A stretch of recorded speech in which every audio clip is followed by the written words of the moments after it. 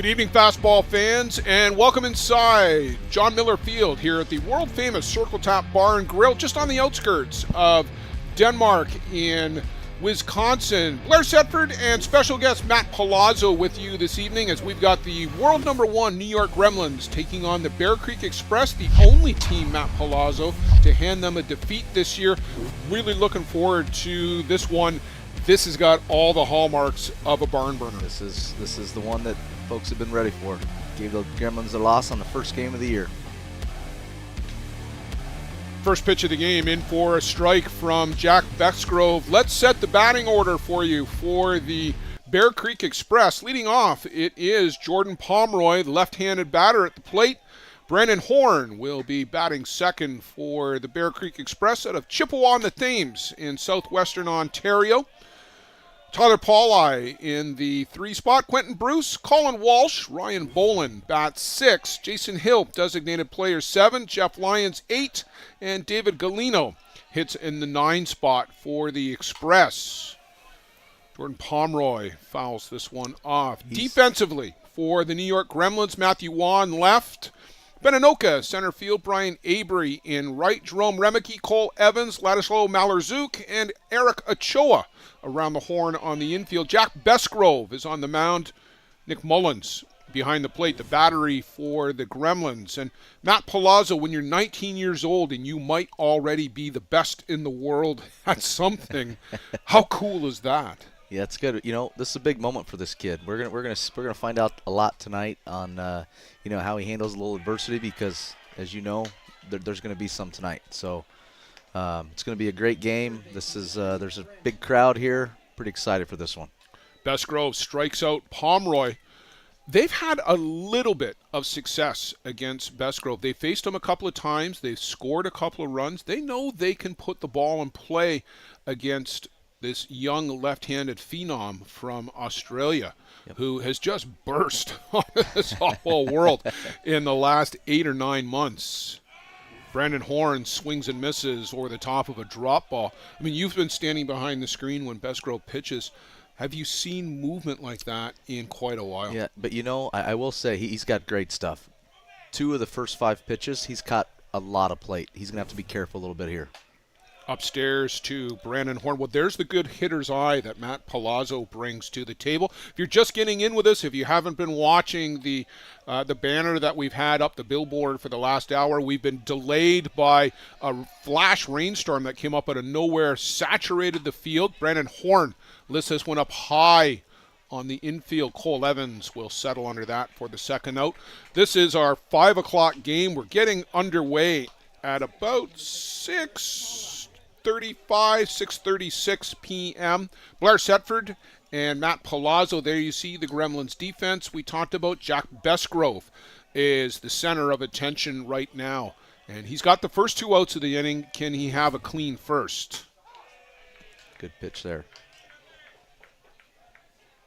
These next 2 guys, they can hurt you. They, a lot of this offense goes around these guys. And I know from experience they've hurt us pretty bad this year. This one fouled off, little excuse me, check swing. Tyler Pauli, 5 for 10, a home run, 3 RBIs coming into this one for the Express, 3-0. And most recently, Matt, a little bit painful memory for you, a 3-2 win. Come from behind. You guys were out in front of that one. Yeah, it was a tough one. When we look back at it, there's a couple plays that we thought, maybe we should have had, but at the end of the day, you got to turn the page and get to the next one. But these guys are tough, and like I told the guys, you give these top few teams extra outs, you're in trouble. Yeah, and that's always the case. Through the top half, nothing across for the Bear Creek Express. Gremlins coming to the plate in the bottom half. Stay with us. Whether you want to improve your grip in wet conditions or just to find the control you've been looking for, the Gorilla Gold Grip Enhancer has become the most recommended name in softball and in every sport where grip plays an important role. Gorilla Gold is the only grip enhancement approved by the ISC, ASA, and NCAA. My name is Michael Holobradek. I'm from Czech Republic, playing for Hill United Chiefs, and I'm using Gorilla Gold. is Pablo Miglievaca from Argentina, and for every game I use Gorilla Gold. Hola, mi nombre es Samuel Vielbazo, pitcher de la Selección de México, y en todos mis juegos uso Gorilla Grip. Hi, I'm Adam Folker. I play for the Hill United Chiefs from Australia, and I've been using Gorilla Gold my whole life. My name's Jack Vesco from Australia, and I can't pitch without Gorilla Gold. Gorilla Gold, the feel for the game.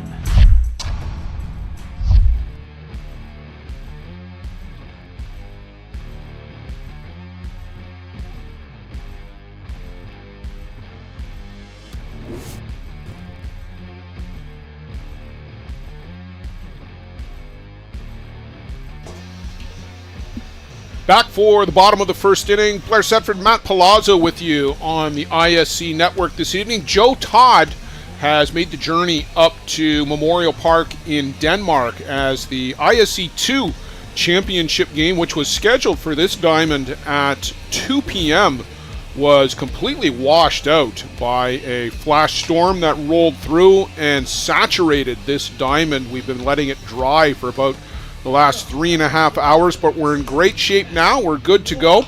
Here's the Gremlins starting lineup. Matthew Waugh will lead off, as he has done for about the last decade and change. Jerome Remeke in the 2 spot. Ben Anoka hits 3rd. Eric Ochoa, Cole Evans, Brian Avery in right field tonight. Blake Hunter is the DP. Ladislaw Malarzouk at 2nd in the 8th spot. Nick Mullins at home batting 9th for the New York Gremlins. Defensively for the Bear Creek Express, you see it there. Quentin Bruce, Jordan Pomeroy, Colin Walsh, left to right across your outfield. And around the horn, Brandon Horn, David Galino, Tyler Paulai, Jeff Lyons. It's Sean Cleary and Ryan Boland. And Matt Palazzo, you've seen a lot of Sean Cleary this year and over the years. We know how deliberate Sean can be. This pitcher's mound is going to be a challenge for Sean tonight, too. The pitching area, they did a lot of work out there over the last couple hours. They did, and you know, it's just you got to get settled in. I think these first couple innings are going to be huge. The knock on Sean Cleary, if there is one, is that he can struggle in the first. When you guys play Sean, how important is it to get him early in the game? We stress that. You know, you got to come out quick. You know, you got to see good pitches. You know, it seems like maybe if he's going to work behind, it's going to be that first inning or two, and then, you know, after that, you know, buckle in. Matthew Waugh, well hit, left field. They're going to play that off the fence. They're going to watch that go over the fence. Matthew Waugh with a leadoff home run, and how important is that? How big a confidence booster is that? You see the big clap of hands from Matty Waugh. Yeah, it's big. This is a big-time moment. Matty's a big-time player, and he just, you know, got the pitch he was looking for and was able to lift it out.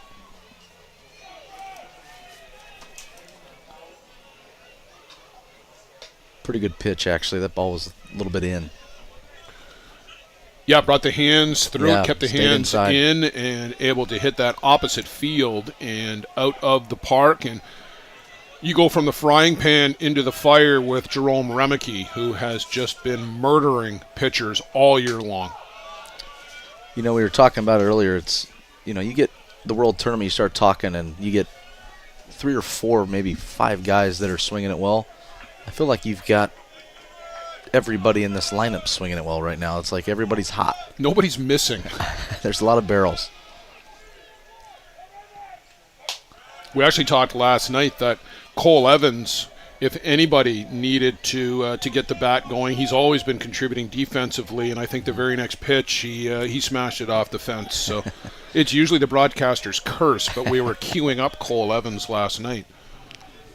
It's just a matter of time for some of these guys, right? You see enough, and the good news for a team like the Gremlins, you've got so many guys that carry you. So if you're not seeing it that well, you might have your moment later in the tournament when it's really on the line. So Jerome Remeke, 4 for 8, 3 home runs. yeah, decent start for the Not a big guy. bad start, yeah.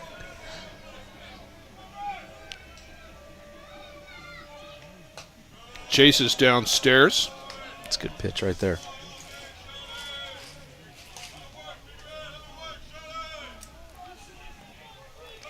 Sean needs to get out of this inning cheap, right? 1 run, no big deal. You're going to score. You got to score to win. Get a couple ground balls and get your team back in the dugout.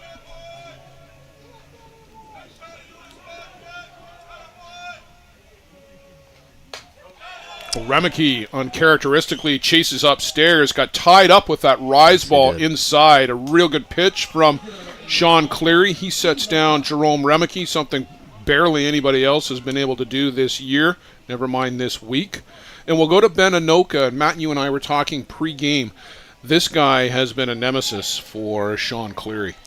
He has. He's seen Sean extremely well over the years, which is rare for any hitter to see Sean like that. But Ben's coming off a pretty big ASA, and this will be an interesting battle here. In for a strike. I go all the way back to 2015, even when the two of them were teammates at the World Series that year in Saskatoon. Ben Anoka gave Sean fits, and when I talk with Sean and Ryan offline, it's Ben Anoka is one of those guys that they just can't figure out.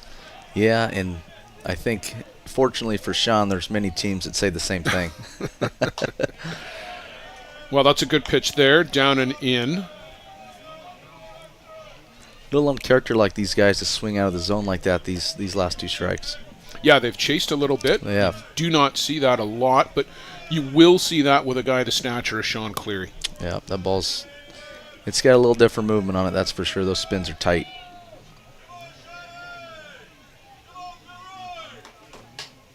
Oh, it's a good pitch right there.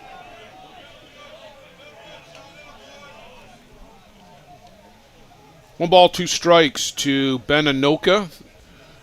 They were doing a little bit of trivia contest during the delay. One of the questions was, who was the MVP the last time we were here? The answer, of course, Ben Anoka. Could have been Matt Palazzo that year, quite honestly. Seen it pretty good, that's for sure. But so were a lot of guys on the team, so that always helps. I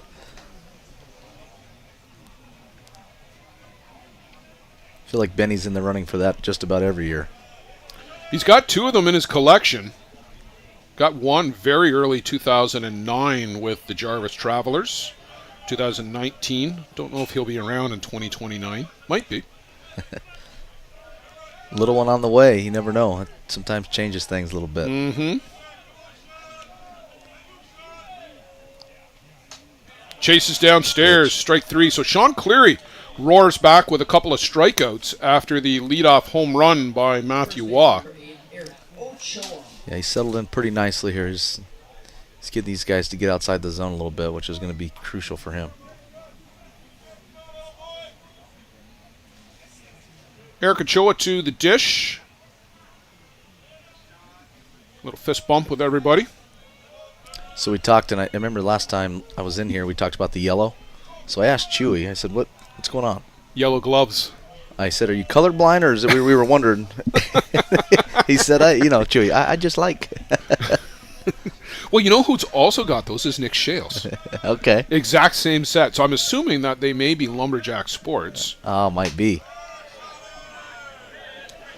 And Joe and I were noting that gold, or that bright yellow, is almost on brand with the Chiefs. Yeah. Well, at least they've got gold in the uni, but there you see them and how bright they are. Luciano gives us a great view. The old construction gloves. But that's exactly what they look like. It's like he's going to a crime scene or something. Took a little off that one there. Yeah, that's the world-class changeup from Sean Cleary. They'll throw that at any time, and occasionally they'll double it up too. And you've got to be aware of that as a batter. You do, and Bolin does a nice job. He's I'm a big guy of trying to read catchers quite a bit, and Bolin's always been a tough one. The sequence, he mixes it up quite well, and you never see the same sequence, which is huge. Just misses outside, and that's the thing. I mean, a couple of guys like this who have worked together so long, it's like they're a married couple, right? Yeah, they know exactly what each other is thinking. Yep. It's very rare, actually, that you'll see Sean shake off a pitch. Yeah, and if he is, it could be an intentional shake. I know Molly and Cheesy are like that a lot, right, with shakes. Just for show. Yep. Way out in front. There's the change up again. 2 of the last 3. Yeah, just got him thinking a little bit right now.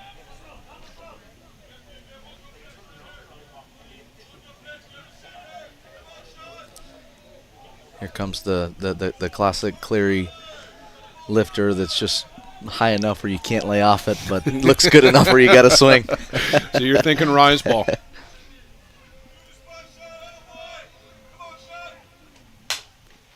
Well, he got a little bit too much of the plate off the knee of Pauli, scooped and safe at first base. That's a tough one for Tyler Pauli. It was almost too slow for him.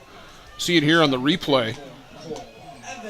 Just gets the knee in and tried to backhand it, but and good hustle by Eric Ochoa. A lot of guys will look at that and think, I'm out, and will jog down to first with the bat in the hand.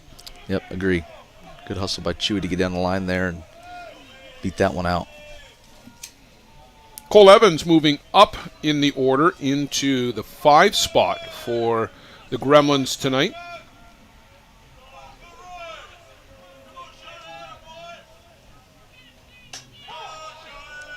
We talked about this, in our game with Bear Creek. You give these guys and these big teams extra outs.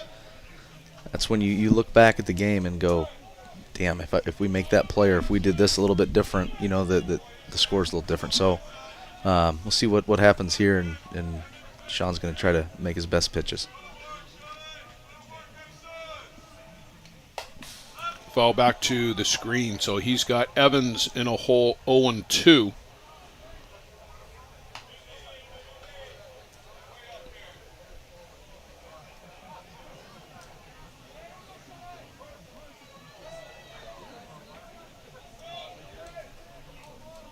If you're just getting in with this on the ISC network, Blair Setford, Matt Palazzo, Matthew Waugh, a leadoff home run in the bottom of the first inning after Jack Besgrove sat down the side in the top.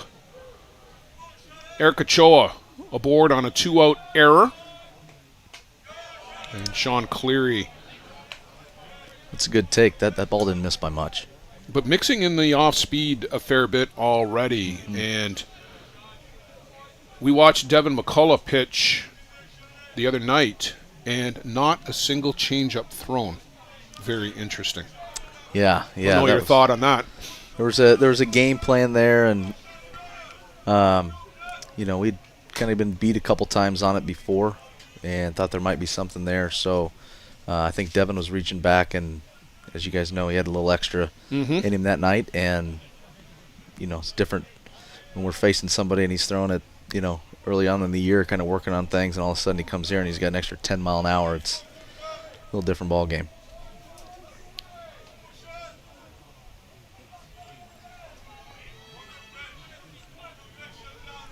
To 1-2 to Cole Evans. As we talked, had been somebody looking to get launched along with most of the other Gremlins, and certainly did that last night against the Toronto Batmen. A big game, and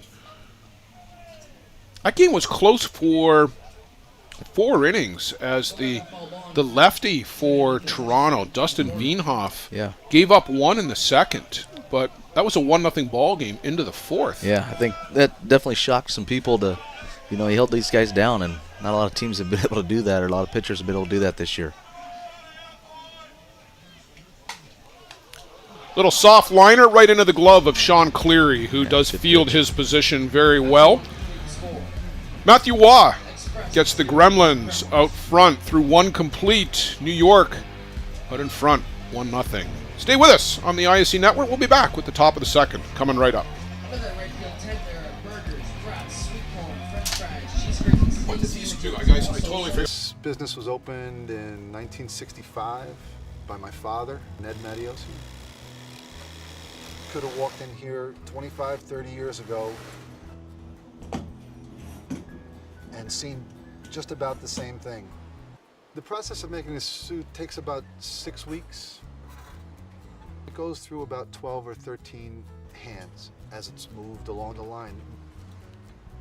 It's an old-time place. Making stuff from scratch here in the city at a reasonable cost. It's a very personal type of business.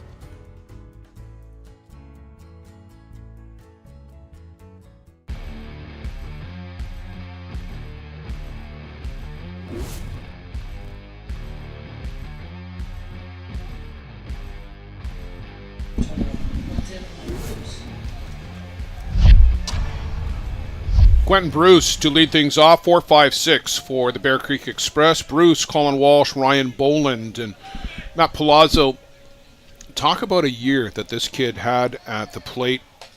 All-World at the ISC, All-American at the USA National, All-Canadian at the Canadian Nationals, and then All-World at the WBSC World Cup. Not a bad season. No, he really came into his own, and when you watch him swing it, we've, of course, paid attention to film. His hands are really strong. He's there. Malheur-Zook can't come up with that hard-hit ball off the bat of Quentin Bruce. Had to range over a couple steps to his left, and looked like he got the ball in the webbing of the glove and just couldn't get it out. Yep, looked a little off speed. Was able to hold his hands back and got the barrel through. He's a very tough out. Now he's, a challenge on the bases too. You've got the game changer there. Maybe you can tell us whether they went hit and error. Joe Todd gives that an error every day. He's the world's harshest scorer. Swing and a miss by Colin Walsh, who was one of the few Canadian guys in the gold medal game who actually had a little bit of success against Bestgrove. He and Ryan Boland accounted for both of the Canadian runs in that 5-2 win for the Aussie Steelers. They gave him a hit. Joe wouldn't approve.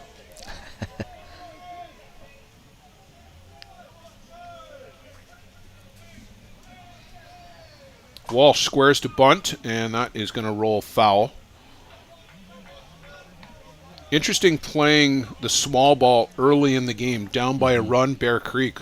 Get the leadoff batter aboard and looking to maybe advance if they can with a small ball here. Yeah, when you got a guy like this throwing, it's, he strikes out so many guys. It's, do you want to put your middle of your lineup in a hole? There's multiple ways to look at it. I'm thinking it's hard to get a couple hits in a row with these guys. So, your chances of running into one might be the game changer. Colin Walsh down on strike. So Ryan Boland to the plate.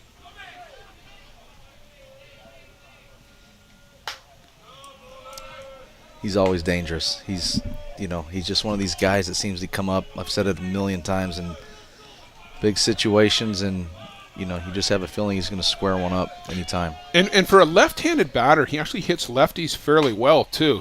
As he hits the changeup here, a little nubber out to Malheur-Zook and advances Quentin Bruce up to second base. I was about to say he's had some success against Kirkpatrick in particular in the past, and a little bit against Bestgrove down in Australia, but just a 13 hopper out to Ladislau Malheur-Zook. Yeah, it's and Moley calls another changeup there, which is interesting because Boland's been known to keep his hands back pretty well, and he's working that change a little bit more than I've seen early in the game. Jason Hill, designated player to the plate. How much fun is it doing a podcast with Jason Hill and Steve Mullally? Oh my God! After I talked to those guys for that podcast, I remember sitting there talking to a couple buddies. I had some friends at the house that were kind of waiting for me to get done. And I'm like, these are two guys that I'm pissed off I never played with them.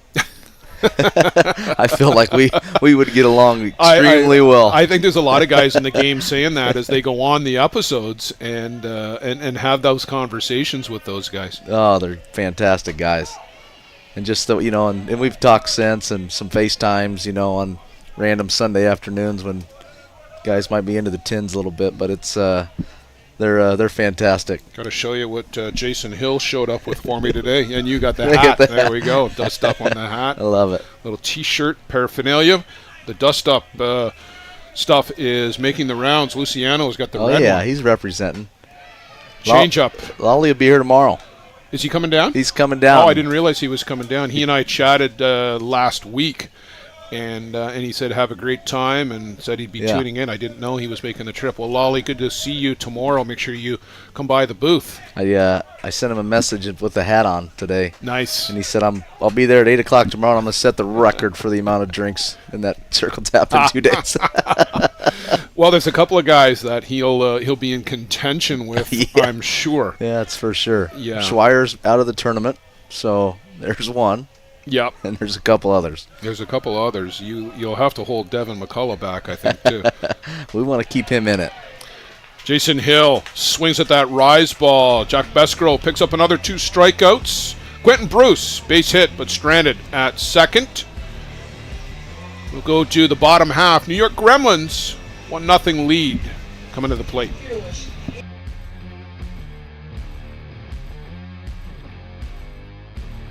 Does your game need work?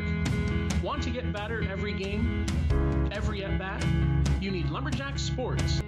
Focusing on exceptional quality and providing players with reliable, long-lasting product, Lumberjack Sports brings you in-game equipment and off-field workout gear, designed and tested by top fastball player Nick Shales. Learn from the best. Play like the best. Check out lumberjacksports.ca to put your game over the top. For the best Bear Tent banter on the airwaves, listen to Dust Up with Hilly and Lolly. Here's some of the biggest stars chatting with 2 of Newfoundland's own, Jason Hill and Steve Mullally. It's unfiltered and uncensored. Dust Up with Hilly and Lolly, wherever you get your podcasts. Yes, bye.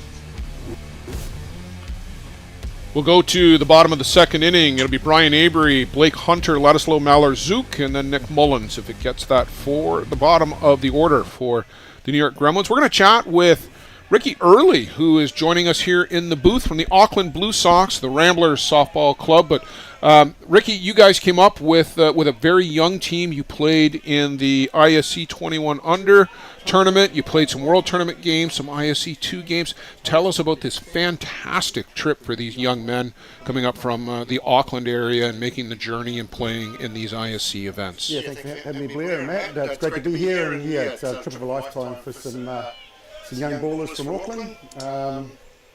It all came last year. My wife Megan and I came up just to watch the ISCs in Malloy last year, and we went to the ISC breakfast, the induction breakfast. Yeah. And might have been yourself up on stage that might have mentioned about the inaugural 21 and under tournament, ISC tournament, which is happening next year at Circle Tap, and my wife looked at me and I knew... Just planted the seed, eh? You're coming. So, she got talking with Tim Lyons and a few people from the ISC Commission and things like that.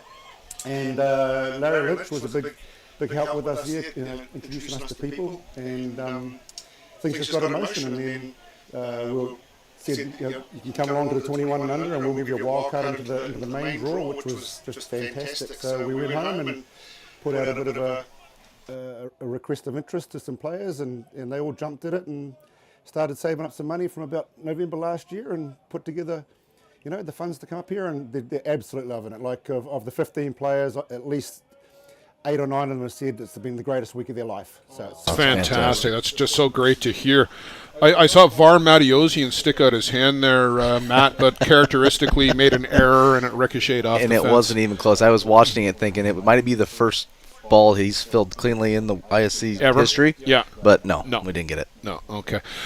Ricky, I watched you guys play the third place game in the U21 tournament on Friday night, and just I was so impressed with the level of play with your players. You guys did a great job, and then you've been playing against some top teams here this week. You've had some real competitive games. You just mentioned, you kind of took the words out of my mouth. Some of these guys are just saying the absolute best experience.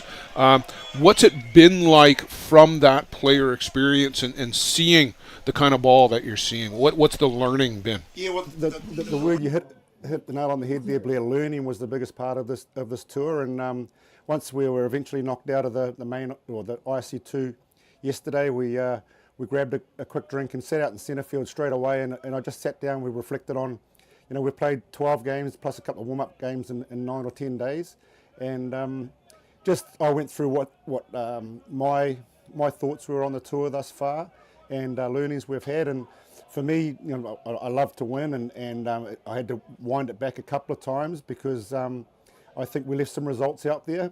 Early on, we were a little bit underdone. We lost the opening night of the 21s to the US 18 and under team in the last innings. They walked it off. And I think we could have won that. And then getting into the main draw, we won our first game of the IC, which was just tremendous. That's a big feat. And You guys. When I went through and asked the boys the highlights, that was majority, and that was their highlight, winning the first game of the ISC. But then the biggest learning is just the grind. It's just the daily grind of the way you play up here. Being ready to play at any time, quarter an hour, 15 minutes before scheduled time, or our first game of the ISC went 11 innings before us. Right. So we're sitting around for another hour, and it's late, and the time difference, and the food, and the travel, everything. It's just understanding the whole grind of this ball here. And then the biggest one, I've said to them, we're here for the last 3 days of the tournament once we're knocked out, and I said, have a drink and enjoy the atmosphere of the ballpark, but sit down close and watch the game. So they're all sitting just down here on the third base side, on the Gremlins side, because there's a lot of Kiwis in that Gremlins team, but just see the best in the world and how they play. It's just a different way we play at home. They don't play as much small ball here and run a lot of bases. It's power pitching, power hitting, but they're very professional in the way they approach the game. So I think I said to them, there's two ways of learning. There's playing and there's watching, and you can get just as much out of either of those ways. Great learning experience for these guys, right? Yeah, so they come over here at a young age. They get to see this environment. And like you said, it's a grind, and there's fantastic players on the field, a lot of power pitching, a lot of power hitting, but just to watch the different teams and the way they play the game and how they handle themselves, on the field and then off the field, it's important for those guys. There's going to be a handful of those guys that are going to be back over here and be staples in the game, I'm sure, as they get a little older. We've already said, I'd like to come back here for a summer. Wisconsin's been fantastic. I couldn't have thought of a better place to bring them. There's ballparks around every corner, and we had a practice at Sunset Park over in Kimberley, and then down in Memorial and Mirabel and all that sort of stuff. And one of the guys said, "These are the five best ballparks I've seen in my life," and we've already been here. Well, you get a couple of them to come up to Ontario as well sometime, and we'll show you some equally good ballparks for sure. Have you made some contacts, and I'm sure the players are making contacts for that opportunity to come back too? Talking to a gentleman last night in the beer tent, and he says, if some boys want to come up, let me know. So Megan's given the contact details for them, and surely they'd love to. And it's, our guys, it's no coincidence when the Black Sox were leading the world and winning multiple World Championships, the majority of our players were playing here. The Ronas, the Nukus, the Donny Hale, Paddy Shannon, and our pitching was up here as well. And I think it's a lot of the reason why we've fallen off a little bit over the last few years, because just financially with the pandemic and stuff, guys just haven't been up here as much as they used to, and they're not facing the best guys. And you can't come out of a season facing guys that are thrown in the mid to late 70s to guys that are thrown in the early to mid 80s. It makes a big difference, and you can't adjust during the space of a World Cup. How quickly did it take you guys to make the adjustment from the time zone, the food, like you said, and you said your first game maybe was a bit of a disappointment, but you got on it right after that? Yeah, we come back the next day and we played well, and then I think it sort of hit us again after about day 4. A little delayed whiplash, and so we had to try and perk them up a little bit. And but it was just a matter of battling through, find some energy, and one of our catchphrases, "Where would you rather be?" Before the game, hey, you're looking a little bit tired, but where would you rather be? Would you rather be at home working in the rain and the cold, or living your dream playing up here at a sport you love? How often do you think you might be able to pull something like this together? Is this something now that you can do on a 2-year cycle, 3-year cycle? I think probably 2 years. To be honest, it cost the boys about $8,000 each to get up here out of their own pockets. So it's not cheap. We have a little bit of time in LA on the way home and watch a couple of ball games and do the theme parks and stuff like that. So, but yeah, it might be a 2-year cycle. I suppose it just depends where it is and how it works. But we've had great feedback. Tough chance there for Tyler. Pauli is very alertly. Blake Hunter hit the deck and made Pauli come to him, and able to leg out the back end of that double play attempt. Ladislav Maller-Zook. So aboard on the fielder's choice. Yep, not much else he could do right there. No, you don't want to run right into Paula. You can't go off the baseline, so just slid in on his backside. Nick Mullins to the plate. And who are some of the players that your guys look up to? Obviously, you've got Cole Evans out there, who's local with your Ramblers team. Jerome Remeke is a little bit further from PK and Wellington. But you mentioned the Kiwis. Who are the guys that they're looking up to? Yeah, obviously Cole's the guy they look up to at home, and a couple of our guys work with them, and so it's the co-worker, but to see him out here on the world stage doing that. But they also really like to see the Americans play as well. Like Ochoa, the left-handed guys, like to see him hit. Very similar to the way Romy hits as well, and it's just a different. It's just plate coverage and stuff like that. And then they just the Bearsgrove and Cleary and they were blown away by. Is it Diaz last night from Lumberjacks? Just throwing absolute seeds last night. 87 miles an hour topped out on the gun. Yeah. That opened their eyes a little bit to where they need to be. They were very fortunate the other day that we played Stompers in our second game after having the win, and Marta brought us down to earth a little bit, but he had a little bit of a workout for a couple of innings and just took 6 quick strikeouts and checked us back out. But if he had stayed in for 4 innings, I would have brought the boys off the bench just to have a swing and just experience one of the best going around. So and that is something that everybody will be able to take home. We got to face Waymo Mata, we got to see Marco Diaz, we got to watch a game with Sean Cleary and Jack Besgrove, 3-4 the best in the world there. Great stuff. We're chatting with Ricky Early of the Auckland Blue Sox. Almost got you with the Black Sox, but the Auckland Blue Sox, who were touring up in the Wisconsin area.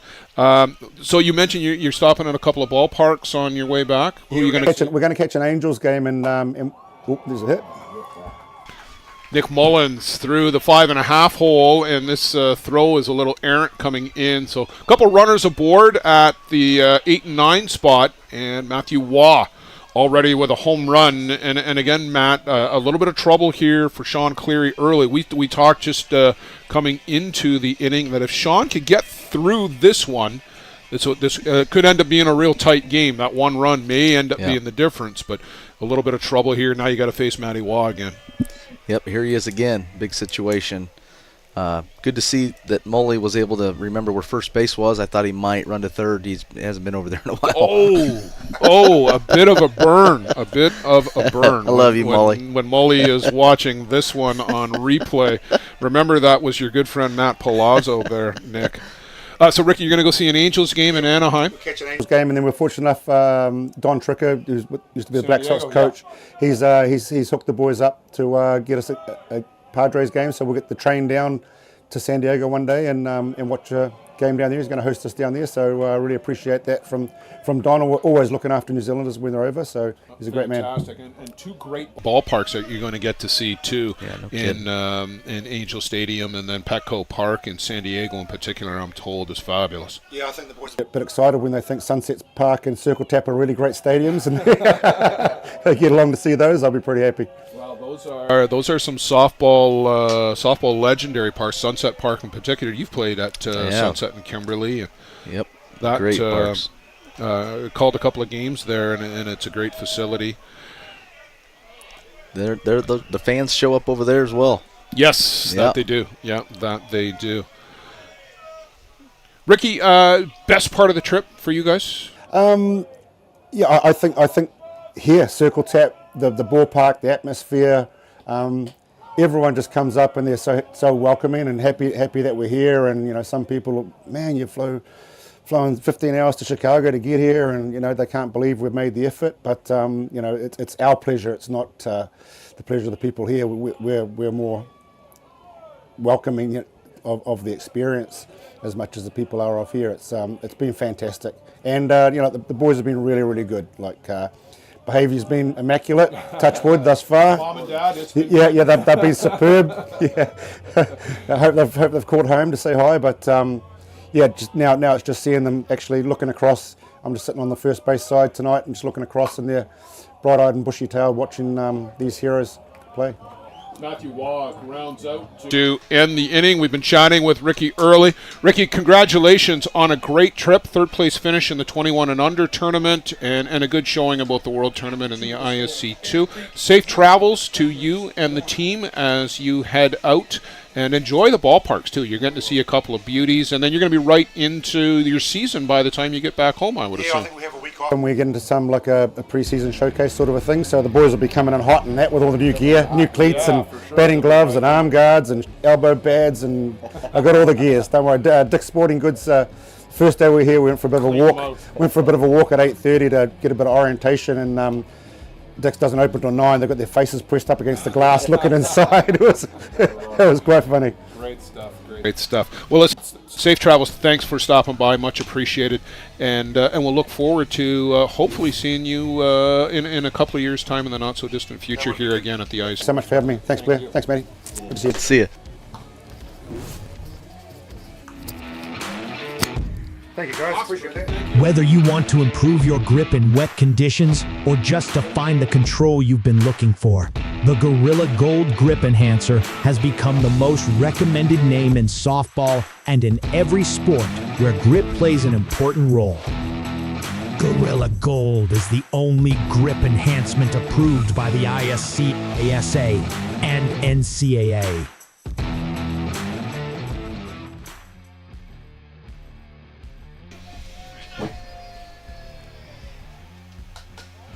So fresh off our conversation with Ricky Early, and Matt, you were just saying that you talked to a couple of the kids inside. How excited did they seem about this whole thing? They were pumped up, I was just asking them, say, hey, what's your experience been so far, and they said, man, we're just soaking everything in. This has been great, being in America, doing this thing. This park's amazing, the atmosphere. They get to watch, the best in the world do their trade, and you could just tell they were kind of just all ears, learning from some of the vets in the, probably inside the bar, which is good. And yeah, they're having a blast, which is great to see. Oh, good stuff. Jeff Lyons at the plate for Bear Creek Express. I know you played in New Zealand for World Cups. Did you ever go down there and play in their season? Nope, I almost did pretty early when I started going, but I just couldn't make it work family-wise. Just couldn't get away for that long. But I remember with talking to Nuku and a couple guys, and it was close, and it would have been great, but just couldn't do it. Yeah. No, that's tough. You've got to be you got to be the right time in your life, and if you're a family man early, that makes it tough. Yep. Absolutely. Jeff Lyons, David Galino, and then back to Jordan Pomeroy at the top of the shop, and a nice walk for Jeff Lyons, who draws into the lineup at the expense of Kyle Ezekold. Kyle had a bit of a tough start the other night, and Jeff Lyons in at first base, and good eye at the plate. Yeah, good take right there. It's 3-1. He's obviously looking for one pitch, and wasn't in a spot, so good for him. Maybe these guys can get something going here. David Galino, addition to the Bear Creek team in the off-season, shortstop for the Mexican national team, and he's really fit right in with this Bear Creek squad as he's come over really only in July and August to come play with the Express. Spent most of the season with his Mexican club team. But by all accounts, a real nice young man. I don't know if you know David at all, but see him at breakfast a little bit. Yeah, really good kid. Snap throw down to first, just diving back. They cut him leading a little bit there. I think that's Robbie Black, too, pinch running for Jeff Lyons. It is 22. Galino squares to bunt early, pulls back. Eric Ochoa, who would know David Galino fairly well from their days in the Mexican leagues together, he came crashing early on the first pitch, too. He did. Molly went have a little chat with Bezzy, let him, calm him down just a little bit.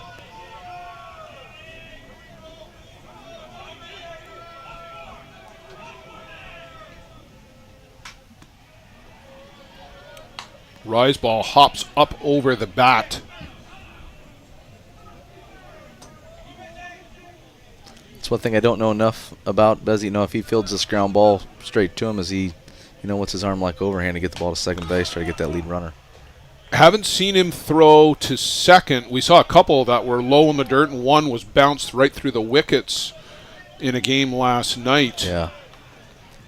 Yeah, you see Mata on the bunt yesterday. Yes. You saw, like guys like Scof just, traditionally don't throw it that well overhand. No, and that's that. right. Yeah.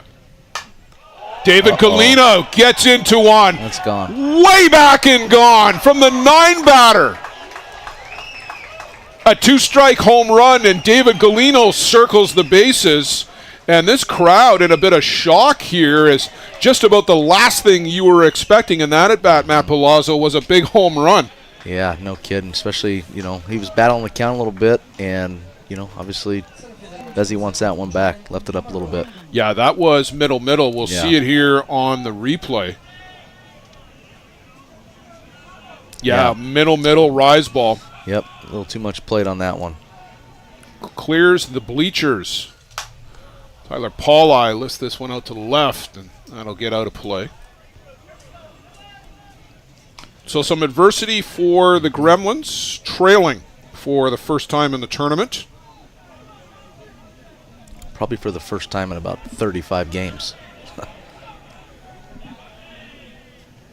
I think they were down to Hill United in ASA early. They get down early?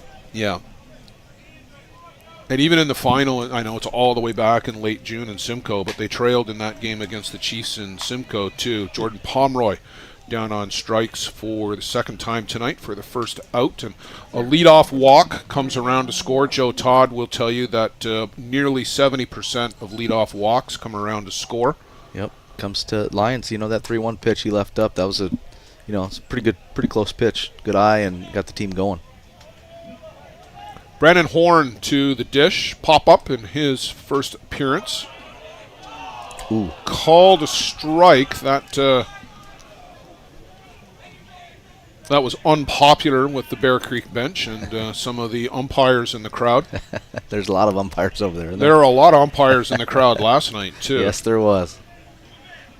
It was a little bit of a challenge, that's for sure.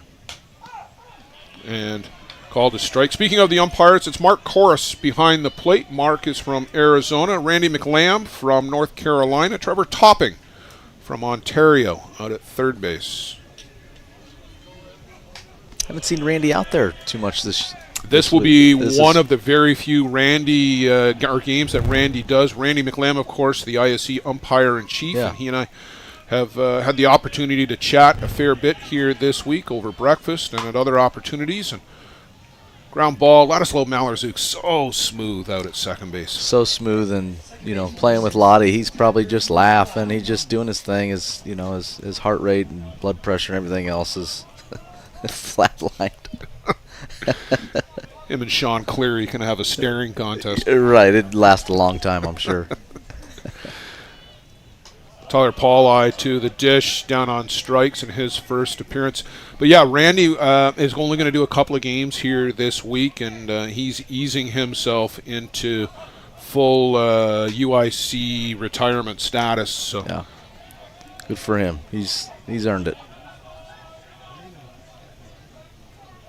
That's back-to-back hitters that Mully started him with the changeup. That one misses upstairs. 2 balls, 1 strike, and a little bit different cadence this inning too. It's you talked about starting off with the changeup, but falling behind a little bit too. Mm-hmm. Yeah, you're right. 3-1 now. Yep, the kid. This hasn't probably went through a ton of adversity. This is a test for him, and obviously with that lineup, they're one swing away from tying this thing up, but. Pauli thought he had worked his way aboard with a walk, but we'll go to a 3-2 count as called strike on the outside of the zone. And I think back to the World Cup, and his first game against Canada, he got raked. Yeah, he did. Derek Mason touched him up for a couple of home runs, and Canada won that game 6-0 over Australia. Marshall Cronk would actually come on in relief in that one for Bestgrove. But I mean, he just the performance he put on in that gold medal game was uncanny. Yeah, he showed he had another gear, right? Especially on a team that's got to him a little bit. And I think after that, it was, guys around the park are going, this kid's real. Yeah, exactly. I mean, that was a real eye-opener, the fact that he could come back and rebound against a team that hits as well as that Canadian lineup can. Yep, they're extremely dangerous. So Quentin Bruce to the plate. Quentin an infield single his last trip. And falling behind again, 1-0, and just not quite as crisp this inning around the strike zone. Yep, Moley's he's having a conversation behind the dish there. He probably wants that pitch.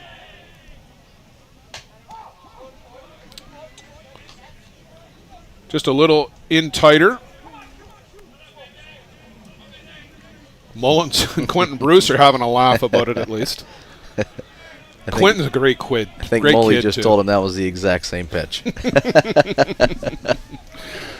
Quentin Bruce is a real good kid.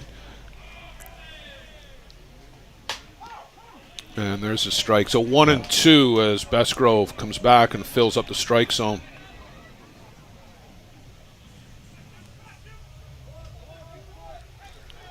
Bez needs to throw a good pitch here and get his team back in the hut. I think that's important right here. Yep. Bruce chases upstairs. Good rise ball from Jack Bestgrove. He gives up a 2-run home run, though, to the 9-batter. David Galino puts the Bear Creek Express out in front. We'll go to the home half of the third. The Gremlins, for the first time this World Tournament, trailing 2-1.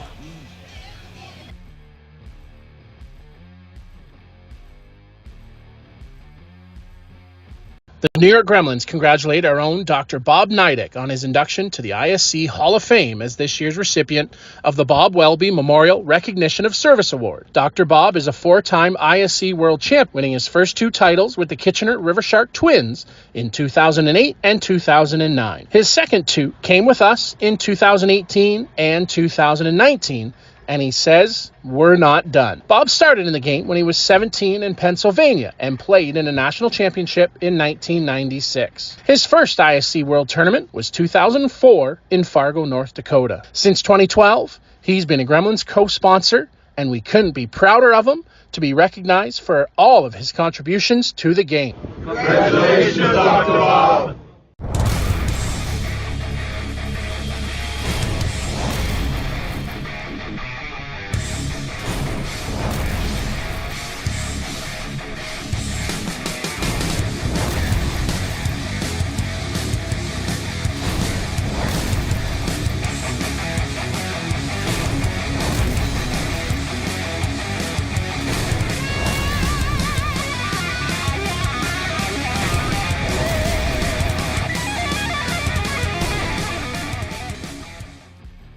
Jerome Remeke, Ben Anoka, Eric Ochoa, 2-3-4 for the New York Gremlins. These guys all at the top of the home run ranks for the Gremlins over the course of the season, joined by Blake Hunter in that regard.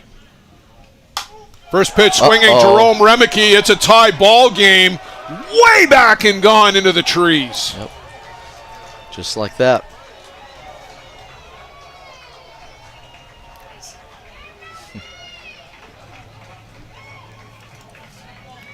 There are some special guys in this game whose at-bats you do not want to miss.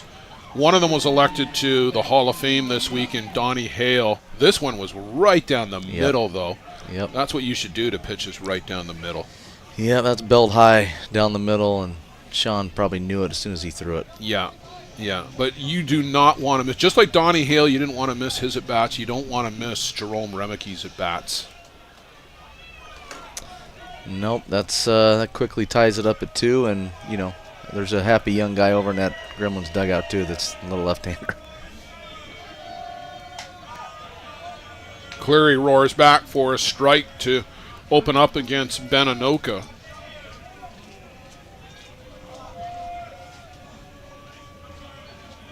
So Remeke will be now 5 for 10 with 4 home runs. I don't know what happened on the other base hit. Clearly he wasn't trying very much. 5 for 10 with 4 bombs. That a boy, Romy. Good start, bud.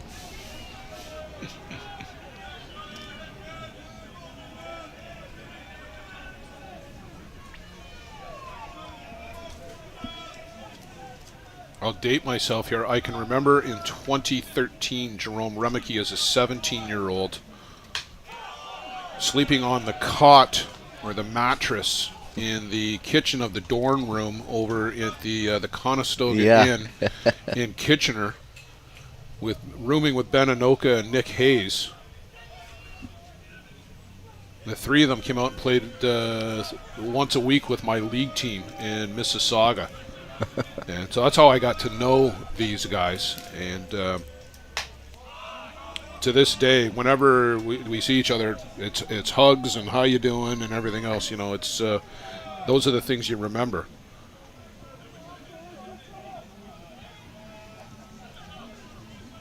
Going back to that 2013 season, 6 times All-World, Jerome Remeke. Looks like he's making a pretty solid bid for his 7th. Yep, absolutely.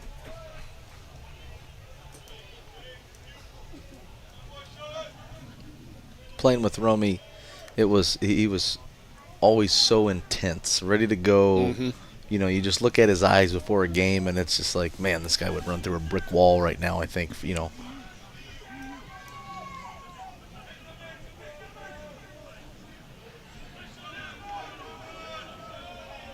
And he was over here at such a young age, too, but he got to play with guys like Ben Anoka and some others, with Brad Rona a little bit on the Jarvis team, along with guys like Nick Shales and some others, and see what it takes to come over and be here for 3-4 months at a time, and what you have to do.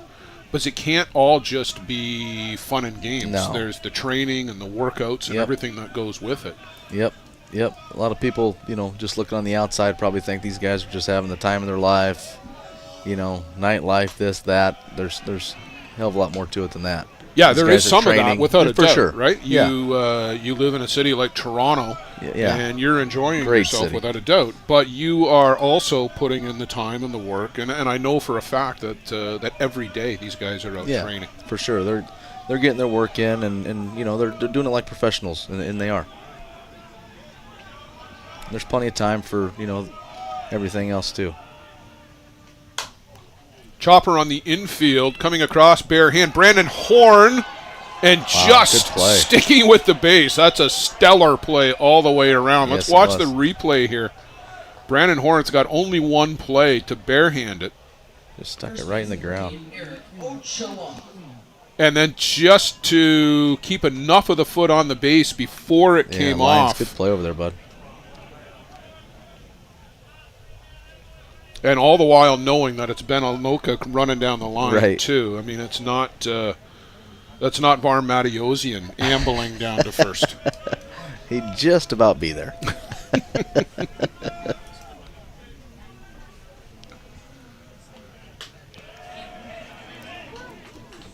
They asked down at third, but no, says Trevor Topping. Nope, didn't think he went from our view there. No, did not look like it.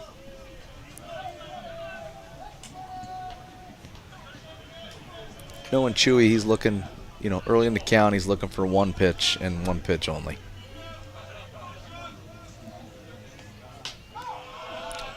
It's not that one. No, it's not that one. It was up in his wheelhouse, but that was the off speed. Yep. Little middle end change that, you know, if he's sitting on that pitch, it's, you know, probably a different score, but that wasn't the one he was looking for there.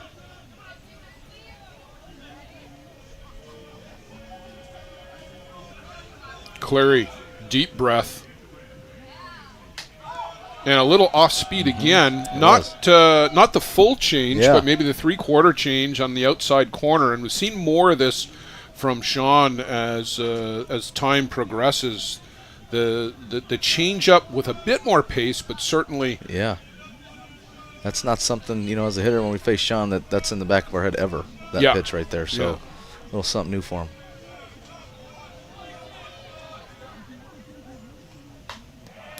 Try to get him to chase up and away, but Eric Ochoa is not having any of that. In some of the weekend tournaments, Sean will work in a knuckle change too, just for giggles. And where we are situated at that Chiefs Challenge tournament in Simcoe, we're literally right behind the dish. Yeah. And Sean threw a knuckle change to somebody, and I had to look twice at it to watch it coming in. It's like a knuckle, but there, you're thinking maybe change of pace now because it's in the back of your mind, and he blows that one right by you. Well, speaking of knuckle, last year at the ASAs, I'm 3-0 against Sean, 0-0 game, late, and he throws a knuckle 3-0, and I look at Bolin, and I said, what the hell was that? And he kind of laughs. Well, then 3-1 knuckle, and then a changeup, and then another knuckleball, and I'm like, this guy's just screwing with me. Yeah, I like think freezes so. you. I think so. Yeah. And these are the things that guys will work on, of course, in the weekend tournaments, and then pull it out of their bag of tricks in a USA National. Yeah, last thing into mind is hitting a knuckleball on a full count against Cleary.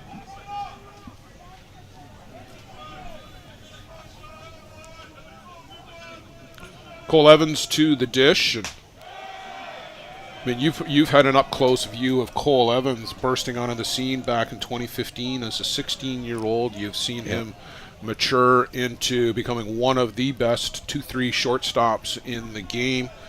And how impressive is it for a guy that comes on that early to be able to reach that full potential? It's when you really look at what he's done. This one is lifted way up in the air, deep and gone. As we were just saying, he's matured at a young age. Captain on the Black Sox. Around all these veteran guys. It's a big time situation for him, and just came up huge. Went down and got that one. Look how that ball's below the knees when he gets it, and an absolute no-doubter. Big uppercut swing. Yep. And the altitude on that one, they might have been serving some drinks on that as it reached its zenith. Yep, that's a swing where he's looking for a dipper at that point, right? And he got it, and he was able to lift it. That's a damn good piece of hitting. So a pair of solo shots this inning put the Gremlins back out in front, 3-2. Cole Evans and Jerome Remeke. The two Kiwi boys sandwiched around a couple of outs. And Brian Avery now to the dish.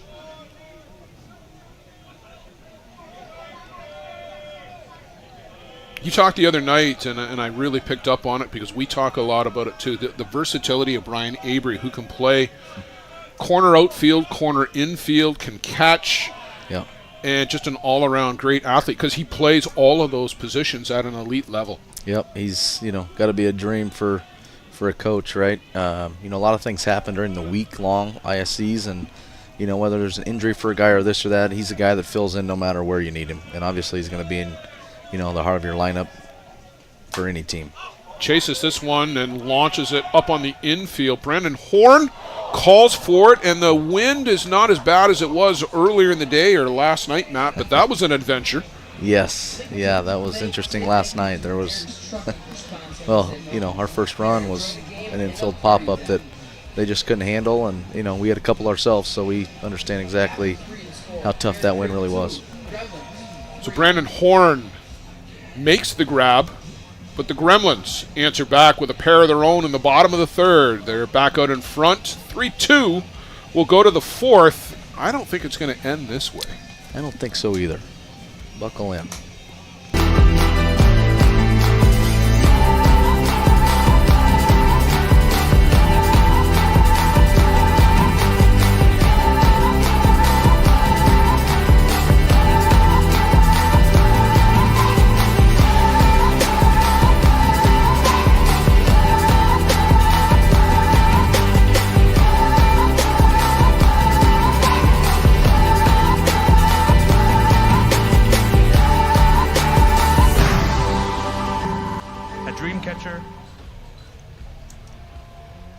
Colin Walsh to the plate, and Matt, kind of a seesaw affair already. You just get the sense, and Colin Walsh lifts this one out to left, going back to the fence. That's off the top of the fence. It's going to rattle around. Matthew Waugh will get it back into third base, and first pitch swinging.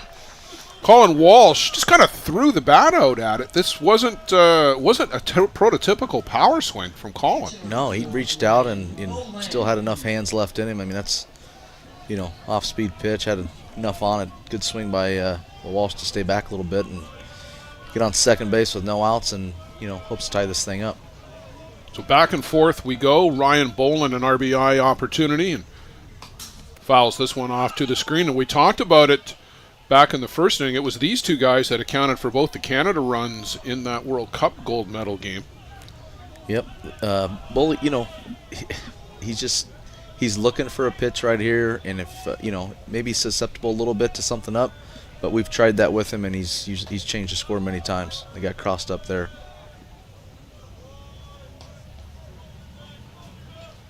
I watched the warm-up with these two guys, and it was a pretty intense warm-up, and then Mullins threw an absolute seed right on the money down to second base for the throwdown, too. So there was some intensity coming back out in this inning.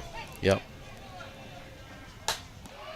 It's a good pitch right there. Yeah, that drop ball, and that just breaks away from the lefties, too, the way that he throws it.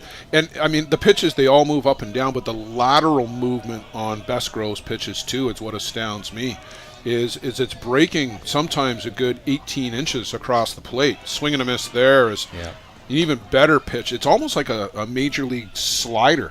Yeah, those two pitches right there, those are just, tip your cap. Most of us are looking for the ball middle in, right? Yeah. And that's where we'd love to see the ball, and kind of leaning on some, on the outer half right there. That's just, he placed him perfect. Jason Hill, designated player, to step in. Swing and a miss, and I wonder if Jack Besgrove will turn it up just a little bit more for the whole "buckle up, Jack" comment on Dust Up, and Jason Hill may regret that one. We were all laughing at that. I thought it was great. I thought so too, and I mean, it's true, right? I mean, here's a guy coming in who had a fabulous 6 months, wins 2 World Cups, and this one is just yanked foul. But like everybody else, and we saw it with Ramon Jones, who dominated at a WBSC and comes onto the circuit and has a great first year. But then guys get onto him. Yeah, you figure them out, right? These pitchers are so good, but also these hitters are very good, and there's enough video here, right? People are going to pick up things over time, and the pitchers will adjust, but then again, the hitters will adjust too. And if you know that Jack really likes the ball up and he likes to make it move, right, and maybe the down ball isn't where he's going, right, to strike you out, then you make adjustments. They ask on the appeal note, says Trevor Topping. I'm interested because Moley's worked him in twice so far, and if everybody's played against Jason Hill, that's kind of where he's looking for the ball. That is power that's in, where right? He hurt because you. Jason's expanded his game. He can and does hit the ball to center left, but for years was a dead pull hitter. Yep. He's going back in again. Missed a spot and looked like a strike maybe.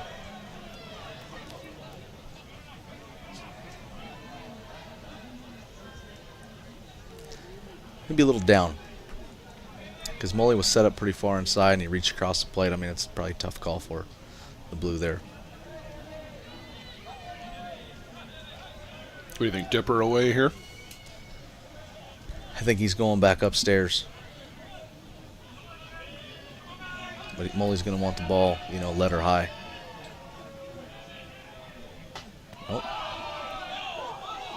Oh, they rung him up on that pitch. Ooh, that's a tough one. A tough call. It is tough. I think Jason saw that one right. That ball's a little down. On the inside corner. And you see Mullins framing that one up. Yeah, Moley did a nice job there, but John Stewart out now for an not-so-friendly chat. No, that's a tough one for Hilly there.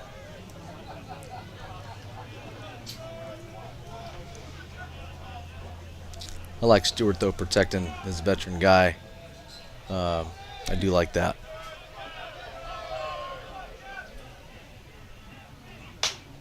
upstairs to Jeff Lyons, who walked and scored on the home run by David Golino. Home plate umpire Mark Corus is hearing it from the leather lungs in the crowd here. Yes, he is. Yep, he didn't make a lot of friends on that last one over there on the first base side.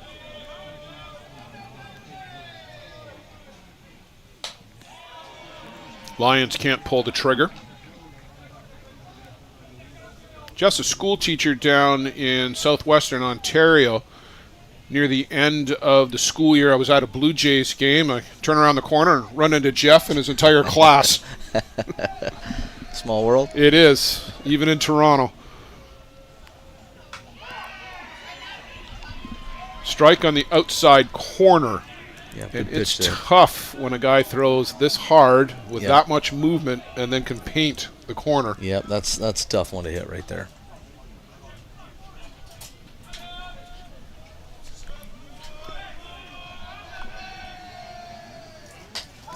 Oof.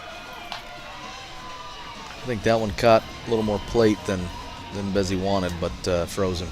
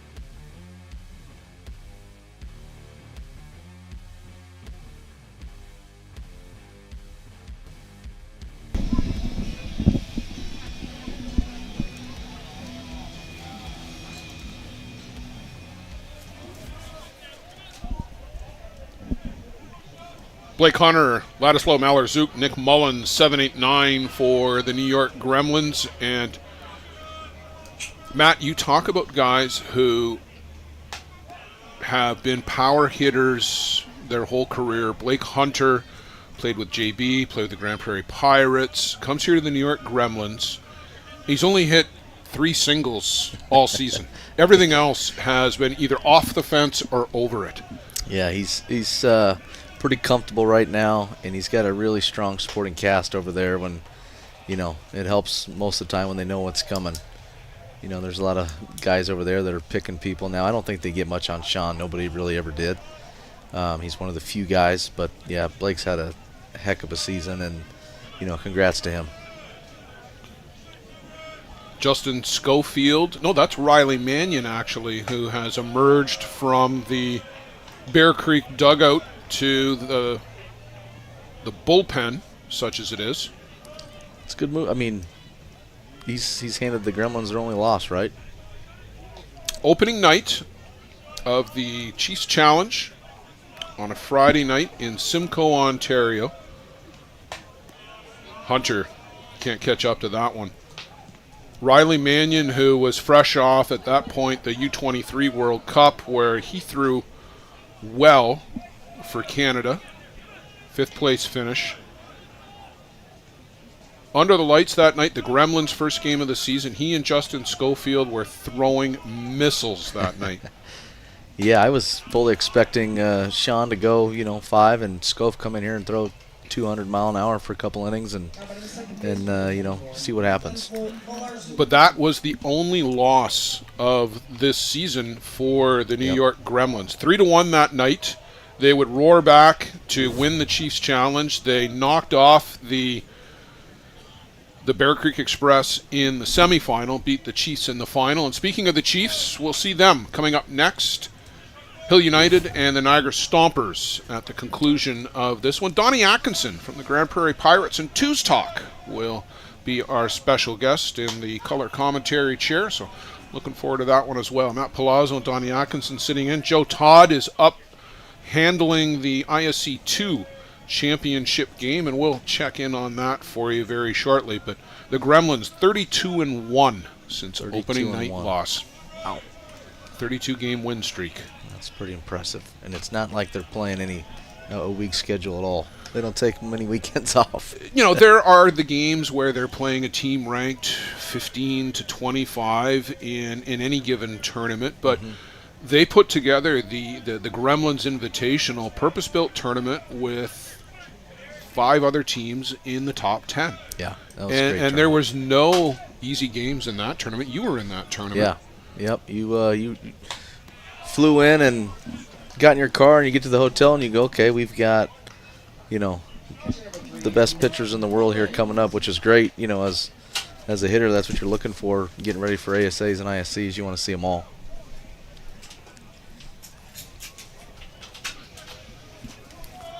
And just right on cue, speaking of the upcoming game, Niagara Stompers, Hill United Chiefs, it will be Michael Holla-Braddock and Huemo Mata, to the surprise of absolutely no one. See if Mata can throw another couple hundred pitches tonight. I can't imagine trying to recover from that 200. I mean, he threw 150 in the championship game last year, but that was just a remarkable performance last night. It seemed like he got stronger, after the 4th, 5th inning. He just kept coming out, and it looked like he had just a little extra, and, just finally said, all right, boys, climb on. I've got it. Yeah, but yeah. I thought, to your point, I thought from the 6th on, he threw harder than he did through the first 5. Agree. Yep, there was a little different sound on the mitt. Well, and he turned up the volume on the grunt, too. The oomph became a lot louder. Yeah.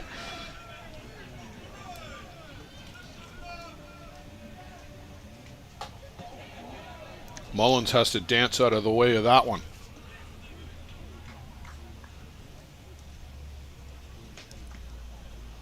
Molly coming off he had a line shot there in the 2nd. Cleary's got him a little bit of hole here, and interested to see what pitch he goes to here, up 1-2.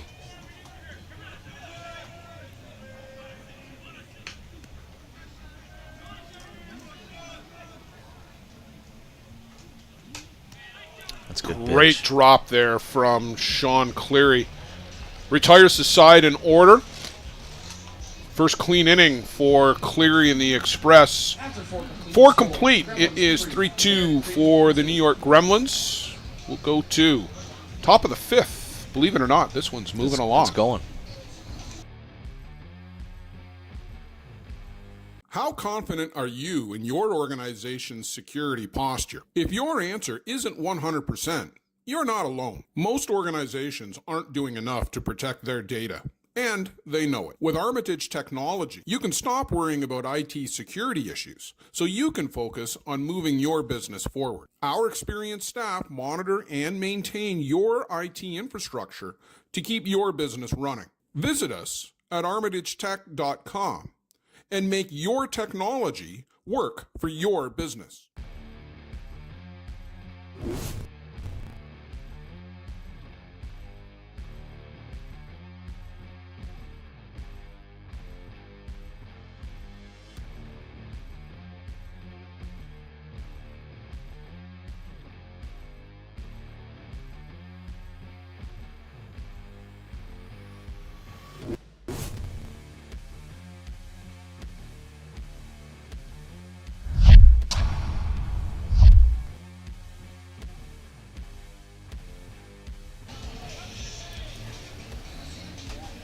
Man of the hour for the Bear Creek Express, David Galino to the plate. I'm going to say surprise home run off of Jack Besgrove. David Galino in the 9 spot. Not there for his power, but got all of that offering and got the Express on the board. That was in the 3rd inning Now the top of the 5th.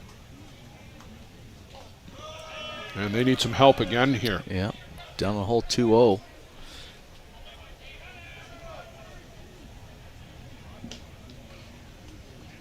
Bear Creek trying anything they can do, get this leadoff guy on, turn that lineup over, and you know, if this guy gets on, there's probably a pretty good percentage chance they're going to get him over.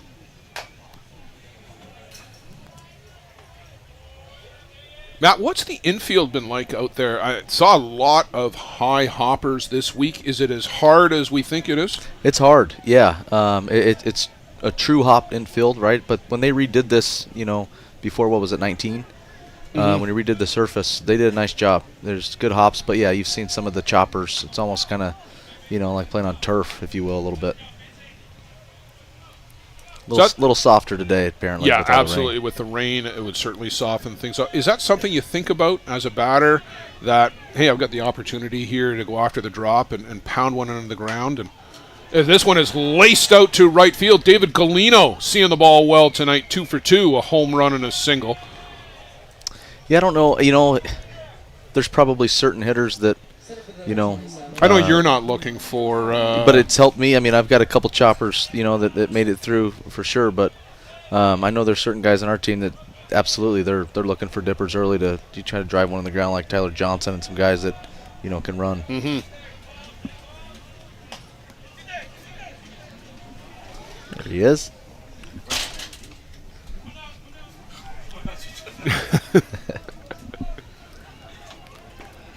Jordan Pomeroy at the plate with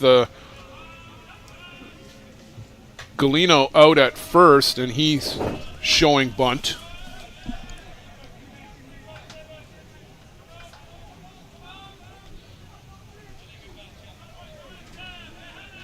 One and one to Pomeroy, who's got a couple of home runs in the tournament too, Matt. They beat the Bar Buzz the other day 7-0, picked up a couple of bombs there, 4 for 12, 4 RBIs. Your leadoff spot, you'll be happy with that. Absolutely. Yeah, I didn't know he had a couple bombs. It's solid at the top of the order.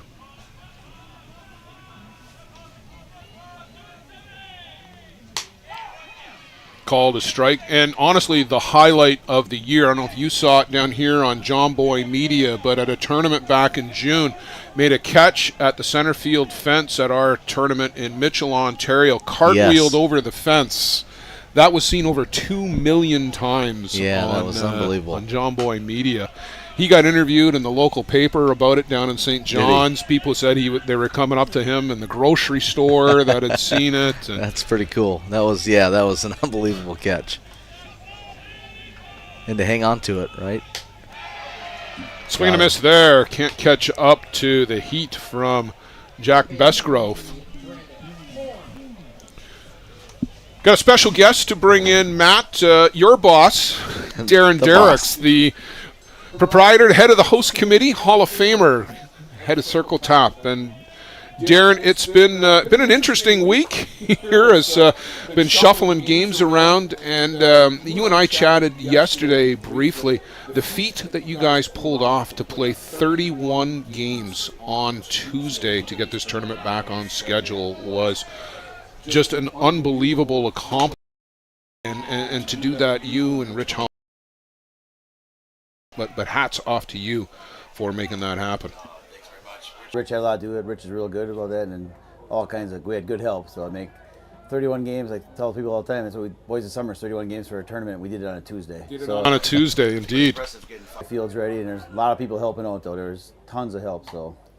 We had Dean Kane up the other day. He said there's 400 volunteers that are a part of the tournament here this week. That's just a testament to the leadership that you and the group have put into this and bringing the ISC World Tournament back here. What does it mean to have an event like this here in your community? It's huge for Denmark. Denmark's a small community. There's only a little over 2,000 people in it. So there's actually 400 people working the whole weekend, but it goes to all the proceeds go to DYBS.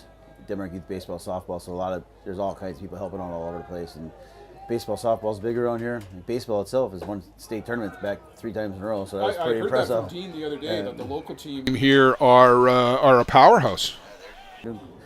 Three-peat, it's pretty impressive. That's something nice for a small community of 2,000 in a state like this. Coach, yeah, he's a Hall of Fame coach for hardball, high school, yeah. Excellent. I heard Denmark's high school, they're the Vikings? How the hell did that ever happen? Been there a long time, and it's not the Minnesota Vikings. There's still all Packers area. I was going to say, there's a lot of Packers fans. That's funny. I didn't even make that connection. Like I could think of some kind of Norse thing or something for Denmark, but yeah, didn't even think of that. When you look at a full house like you've got tonight, and your team is not on the field, how happy does that make you? The crowds here are tremendous, and the whole little Green Bay area, everybody. I mean, obviously, Circle Tap was playing to be more full. But big crowd last night. You guys were late onto the field. Yep. It's been really good, and it's going to keep getting bigger and bigger as long as Mother Nature stays out of the way here. It's been a pain in the butt right now. So that was quite the flash storm that we had around 3 o'clock. I mean, the Monday one we expected. We knew it was coming. That's why we moved 7 games to Sunday night, which was tremendous for all the teams that supported, and obviously Rich did a great job with that one, and everybody, you guys included. But today's was just absolutely unexpected. Next couple days look all right. Yeah, good from here on in. So yeah, it's supposed to be hot. I think you're going to be selling a lot of beer over the next couple of days as people are looking to stay refreshed. We got a lot of it here. That's a good thing. You got a lot of that happening, right? So you guys are all right with that. Darren, you've got 2 teams, or you had 2 teams here in the tournament, but you've been supporting 2 teams all year, Warner Springs Chippers and, of course, the flagship, the Circle Top Dukes. But it's been a good season all the way around. Yeah, obviously, love the softball, goes way back. So in getting 2 teams out of the Circle Tap team is a little more of a powerhouse team. Then we try to keep a bunch of local kids playing with the Chippers yet, trying to get them playing. So they're already out of it, so it didn't work out quite as planned, but that happens. But they had a good season, and I mean, a little bit unfortunate, that they were out early, but they had a good season. Won the tournament up in Michigan that they played in Petoskey, and knocked off a couple of bigger teams over the course of the season too. They played well. There's a lot of young kids playing, so and it brought about 4 Aussies over with them, and they gelled in good with them. So good stuff. How happy were you for Dean Kane as he was inducted into the Hall of Fame? Everything he gets, I mean. He's single-handedly keeps the Circle Tap team alive. He does, like I said, I've announced it numerous times. I've said numerous times. All I do is pay the bills. He's got all the shit jobs, and he's doing all the work. So he earned everything he gets. He's been doing it for a long time too. I mean, I started sponsoring in 1995, and he came around early 2000. So he does a lot of work. We're really happy for Dean and his involvement in the ISC. We've gotten to know Dean over the years, and that was a great thing to see. And obviously very emotional about it on Sunday, but this is such a big part of his life. That was great to see. Bases loaded here for Quentin Bruce at the plate. And again, a spot of trouble for Jack Besgrove as a couple of walks has put some guys aboard. Tyler Pauli at first, Brandon Horns out at second base, and David Galino, who led off with that solid single, occupies third at the moment, and a big moment in the game here for Besgrove and the Gremlins on one side, Quentin Bruce and the Bear Creek Express on the other, and that's chopped foul. Nick Mullins still like a cat behind the plate. He is. I don't think most would say it was an easy off-season for him based on, he'd probably put on a couple LBs, it looks like, but I'm just all over him tonight. Oh, he's my best buddy, so I can do that. No, he's the captain back there, and he kind of runs this team. So this will be a big pitch call right here. Upstairs to Quentin Bruce.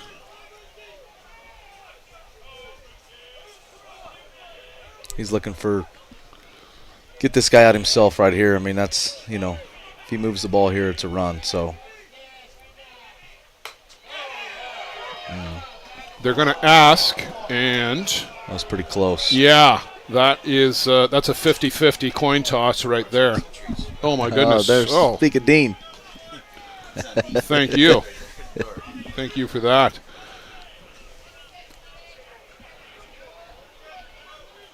That could come back to be a big call right there. Mm-hmm.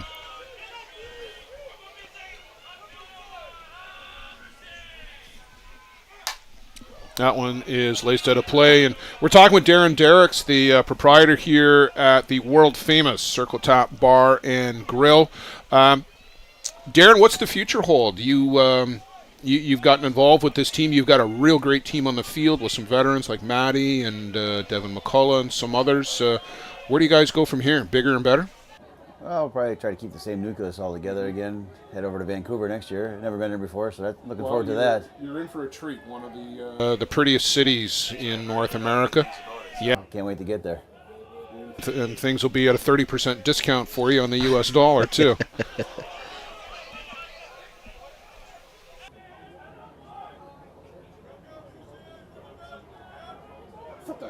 Hit Bruce on the That's what I was just foot, looking at. Yeah, I did too. Maybe did it ricochet off somebody first, or 3-2 count, nowhere to put him. You got to get him to chase. Called strike 3. Bruce That's a pretty good is pitch. real upset. Comes Stewart again.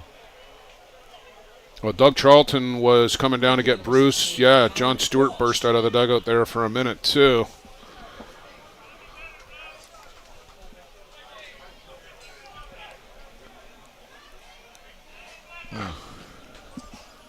Inside corner, Joe Todd will tell you, don't leave it in the hands of the umpire. Yeah. And he hits Colin Walsh in between the numbers, who flips the bat. And Colin Walsh is not the most even-tempered of guys sometimes when he gets angry, but he stalked down to first, but never looked to his left. And why anybody on Bear Creek would think that he hit him on purpose to tie the game in the winter bracket semifinal is beyond me. It hits him up on the arm guard. Yeah. I thought it got him in the back, but it hit him up on the arm guard. Yep, absolutely not on purpose. Why would you hit anybody on purpose No. to bring in the run with the base? Like, come on. But nobody wants to get hit Of either, course right? not. So Of course you're not. a little upset and emotions get you, and then you got guys looking over at you, and you just want to, you need a minute just to recover. But it's also good for him to look at this young kid and say, hey, I don't care who you are. Ryan Boland, Vladislav Malor-Zuk will flip over and make the grab. But that had a chance to get through for a moment, but Malor-Zuk able to intercept that. Been chatting with Darren Derricks, and Darren, they had the host committee from next year was in to see you guys. What were some of the things that you talked about with Greg Tim? They were in to learn some lessons, they said. What would you tell them? Well, they definitely told them they need a lot of volunteers, and they talked about the missions, the gate, the field work, and how many people that do all the stuff we do.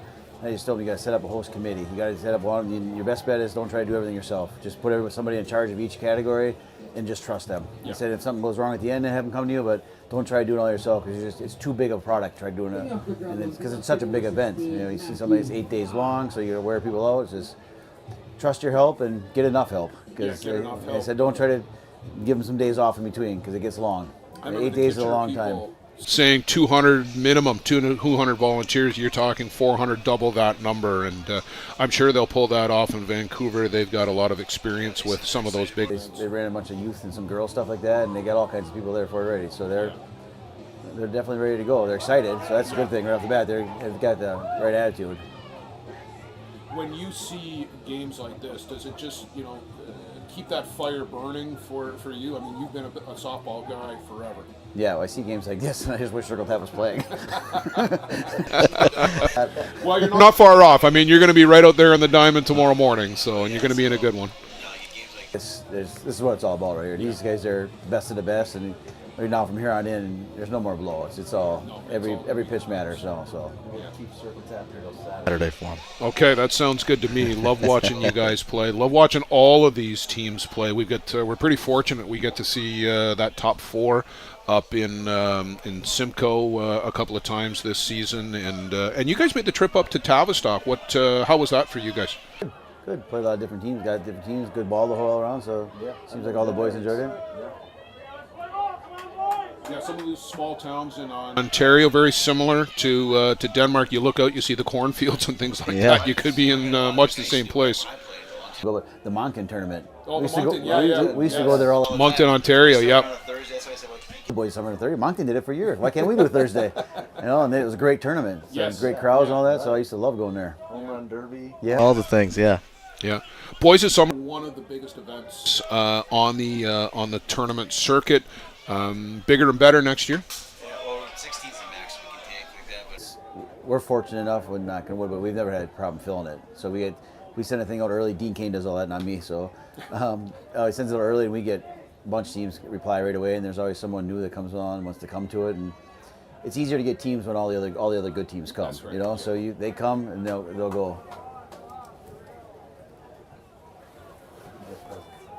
We got more visitors in the booth. Shane Boland is knocking on the door and is dropping off something for Luciano.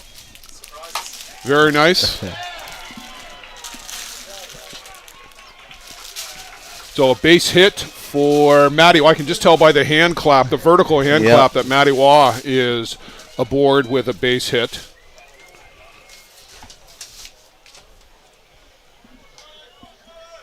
And back and forth these teams will go. Did you get a little nervous today when you saw that rain coming in? For a little bit. All of a sudden they call me, it's pouring. I'm like, you gotta be bloody kidding me. I'm like, it wasn't even supposed to rain. And then I said, and it just poured. And they said, well, we're gonna be a while. I'm like, well, how long? I'm thinking it's gonna be done pretty quick. I get here and just mug. Like, we came here to hit, and I took maybe 5 swings, and it just poured, and we all went under the tent. And we thought it was going to pass by, and I pulled up my phone, and I'm like, oh, this might stick around for a little bit. And then we look at the field, and obviously there's no tarp because it came in so fast, and it was underwater. Jeez, These guys did an excellent job to get this thing ready to go in a couple hours. Absolutely. Tremendous work by the crew here. And your lead guy, and I'm sorry, I'm getting old. I forget the name of your lead guy here, does all the grounds crew stuff. Mark Lortz, everybody calls him Lortz. I said, this is supposed to be easier for him. Boys of summer, he's got to do that and cook. This time he's just got to do the field. But this time it rained. Last time in 2019, all we were spoiled because we had good weather all the way through. We had 1 rain delay for an hour. The whole while through. Right around the same time in the week, yeah. Lost the whole day, which is it's a kick in the you know what, and then losing the whole day hurts when you're the host. And then little stuff like today, because what we don't have, like other places do have, is parking. So we have to rent a field for the cheese factory across the street. So we're in a field parking all the people parking there. Or not, yeah. And it's all one challenge after the next. Well, you guys handled it well and got the field ready, and I understand that they're playing up in Denmark as well, so that's great. Just a fantastic place to be. I know we were super excited to be coming back here in 2023. Personally, was looking forward to it, and it's you guys have put on such a great show, and you guys really have set the standard high and set the bar high. Thank you. Appreciate it. Well, it helps when you've been to 30 world tournaments. You just start taking the best of each one of them, what they all have, and try to put it there and like put it all together. So you try to know what the players want, fans want, and everybody. So you just try to put it together. Talking to a lot of the players. You know, where do you like to go? Where do you like to go? And some guys have their spots, but you can tell when you talk to a majority of the guys, it's like, well, this is a pretty good little spot right here.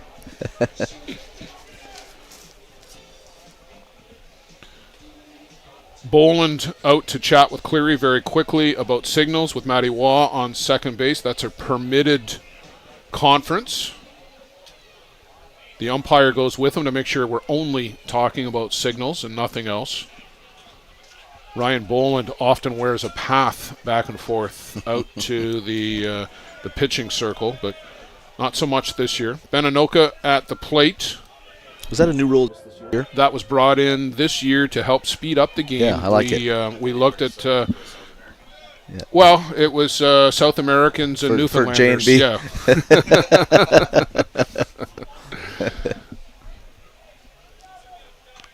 No, I mean, when you look at a game that can be played in 2 hours and 10 minutes, it's taking 2 hours and 35. Why is it taking 2 hours and 35? One of the things is the constant back and forth and the infield coming in. So if we can limit that, and that is something that's manageable, and it's worked. I mean, we've been running with that rule in Softball Canada for a couple of years. We brought it in the play in Ontario this year, and it made a difference. I would say somewhere in the neighborhood of 7 to 10 minutes a game. Yeah. It doesn't seem like a huge amount, but when you're running a tournament, 7 games on a diamond every day, that's 70 minutes. Right. That's an hour. Yep. I like the pitch clock, when we go international and the WBSC and things like that, because we've been a part of some marathon games, in those deals for sure. Cleary, that's about as much emotion you see out of Sean thinking the Cleary same right thing. there. He came in most of the way to the plate to express displeasure at not getting that call. He knows the importance of falling behind to somebody like Benny Noka, who sees him well as it is, right? Well, 2-0 count and Matty Waugh out on second base. You don't want to have to come in unnecessarily to Ben Anoka.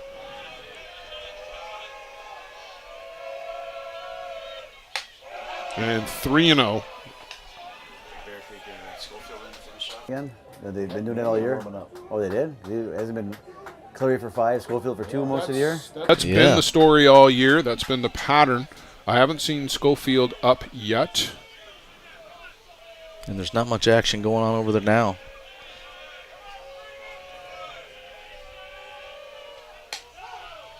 In for a strike. Ben Anoka taking all the way. Oh, Sean's not happy.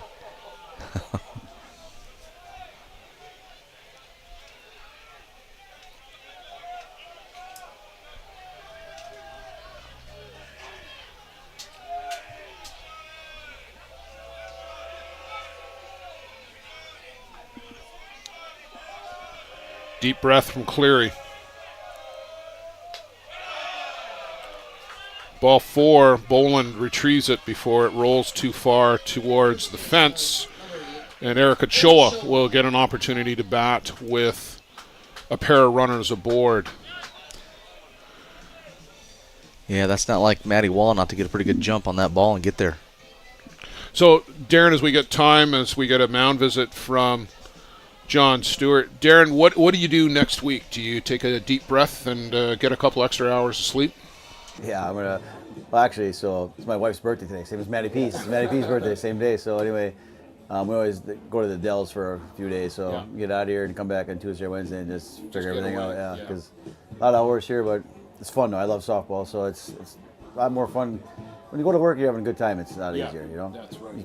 Mother Nature is winning right now, but once we beat them, we'll be all right. No, well, that's good. I think the forecast for the rest of the week is going to look really favorable for us. It's supposed to be hot.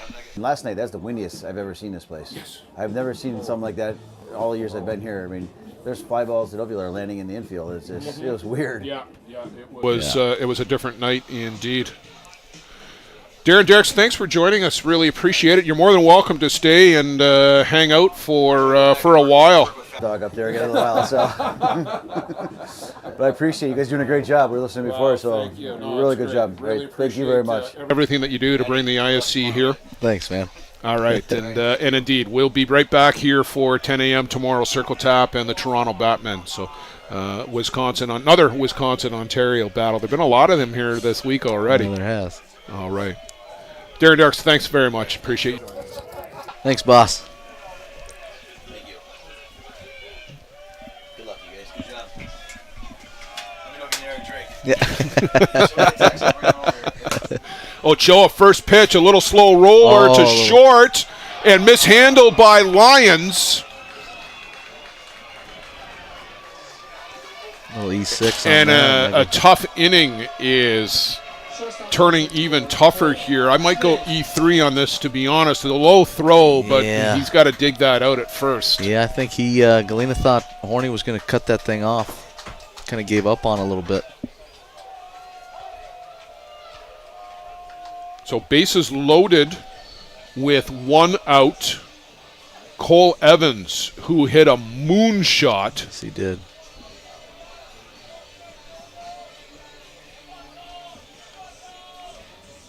Okay, you said E6 and I wrote it down, but I actually meant to write down E3. E3. I'm going to go E3 on that. I know it was a low throw, but that's got to get dug out. Got to pick it.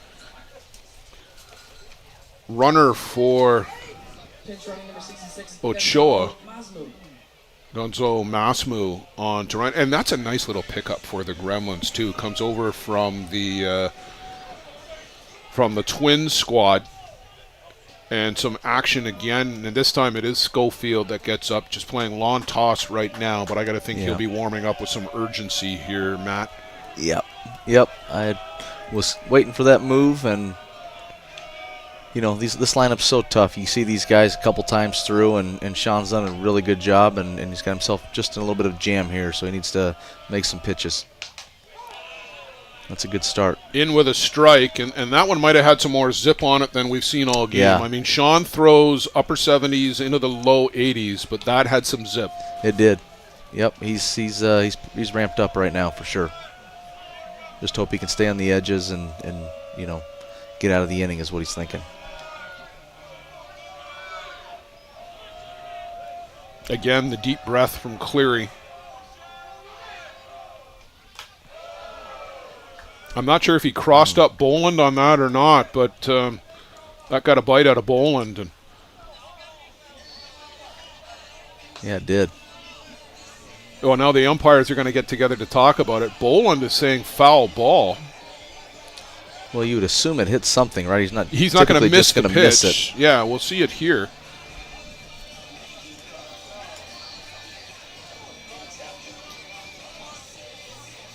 Yeah, it looked like it hit the handle of the bat and then ricocheted down. Yep, that's exactly what it looks like.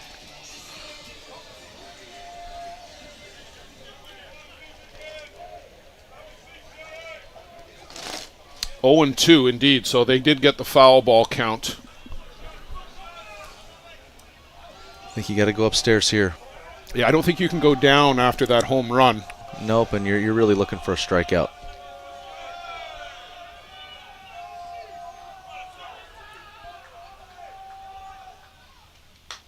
Well, they went down, and he swings right through it. Similar to the pitch he left the yard with, right? That is a huge strikeout. I think Sean had a little extra on that one. Yeah. He did. That ball really cut in. Yeah, it did. It cut into the inside corner. Yeah, that's one heck of a pitch right there in a big situation. But now you got to face Brian Avery, who has struck out and flied out to Brandon Horn on what was an adventure of a catch. Abe's is another guy that seems like he finds himself in these situations, right? He does. And more times than not, he comes out on top, so this will be a great Canadian matchup right here. In for a strike. You've got a guy who knows Sean very well. Caught for Sean at the Pan Am qualifier down in Paraná last April, year and a half ago. So he knows what Sean's all about. You've got to guess or make an educated guess about what he and Boland are now thinking. Yep, it's a chess match out there for sure in every pitch. And right now, you know, Sean's he looks pretty tough.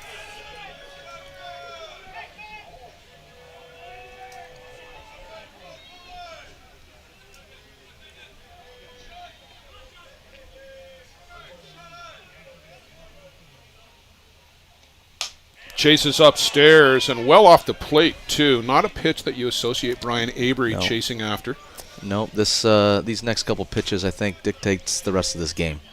There's going to be a momentum shift one way or the other based on the next couple of pitches. So this has got the writing for one of those finishes, right? Well, at advantage Cleary here at 0-2, but if Avery can work back to even in the count, maybe it shifts again. And this is the great thing, you know, small momentum shifts even within an at-bat. Absolutely.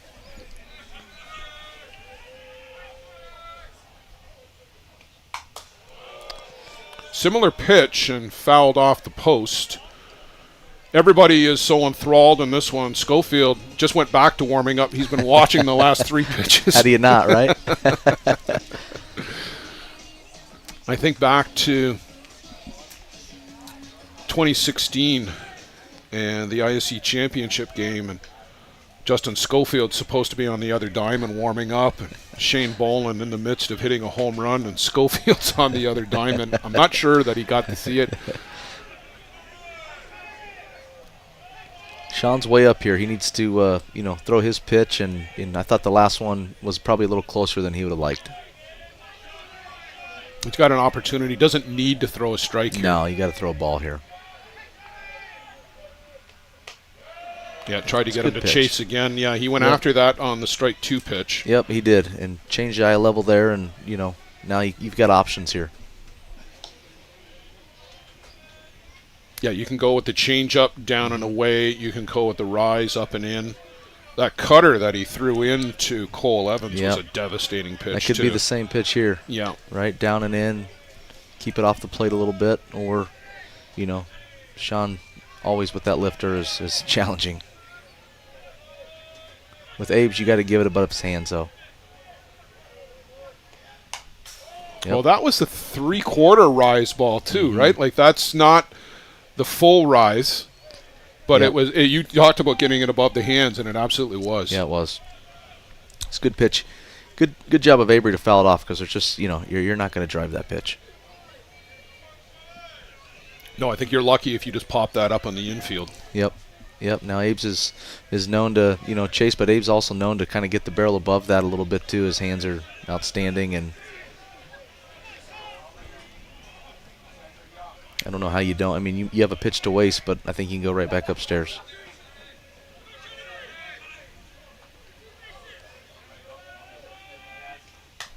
Yep, he did. Yeah, they went inside this time and off the hands.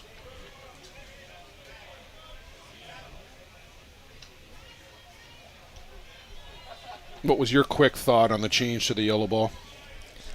I always liked. I loved playing internationally with the yellow ball. You know, I didn't necessarily like the Mizuno ball because I thought it got a little mushy later in the game, but I was all for it.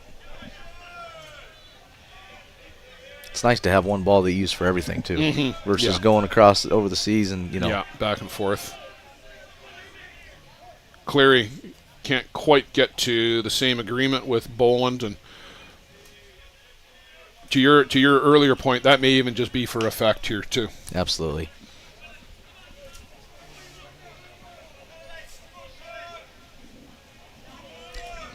One of the biggest pitches in the game here coming up right here.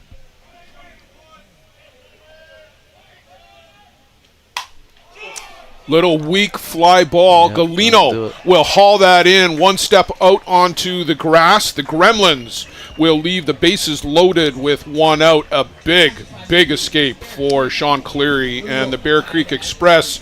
We're tied at 3. We're going to go to the top of the 6th. Don't miss the end of this one.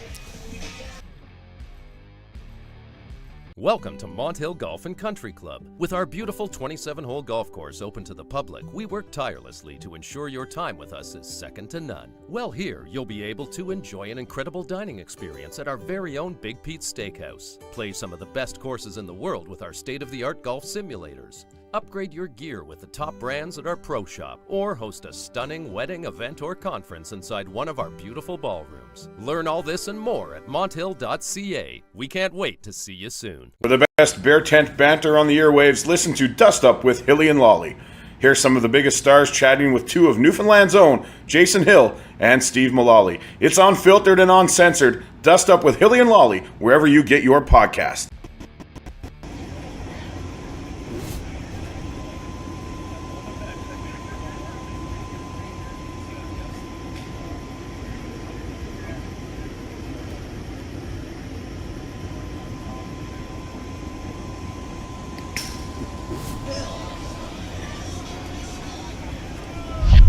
Jason Hill will lead things off for the Bear Creek Express. Matt, this crowd's still buzzing about that escape by Cleary and the Express from that bases loaded jam. Yeah, that was a great pitch. He took some off that lifter and got Brian to get off the end of the bat, a little up front.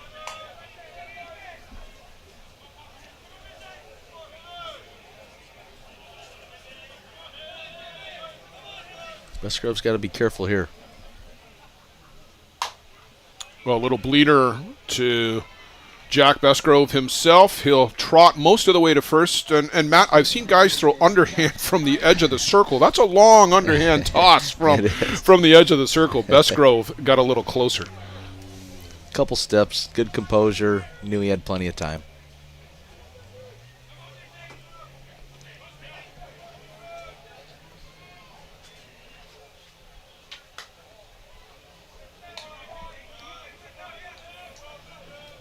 Lions got things going early for these guys, right? On drawing that big walk. We'll see if he can have another quality at bat here.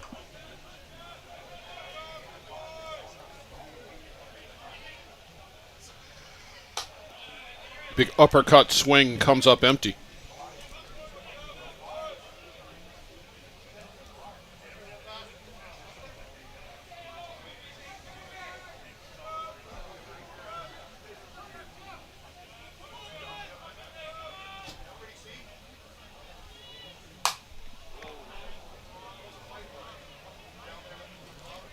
late movement from Molly back there, which is good. This kid knows exactly where the ball's going. So there's going to be no helpful hints over there on deck with Molly back there. And we've seen that all season long Yeah. from Nick Mullins. And he'll even dart inside and then back out and at forth. times too. Yeah.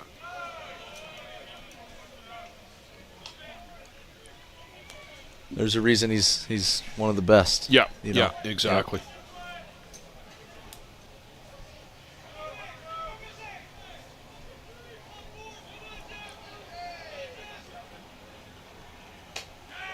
Lyons does him a favor, chases downstairs for strike 3. David Galino, 2 for 2. Home run, a single, 2 RBIs, 2 runs scored. Great getting production out of the 9 guy in your batting order. Absolutely. He's having a nice game here, and, with a couple outs, if he can get something going, and, you got a couple hot bats behind you. Called a strike.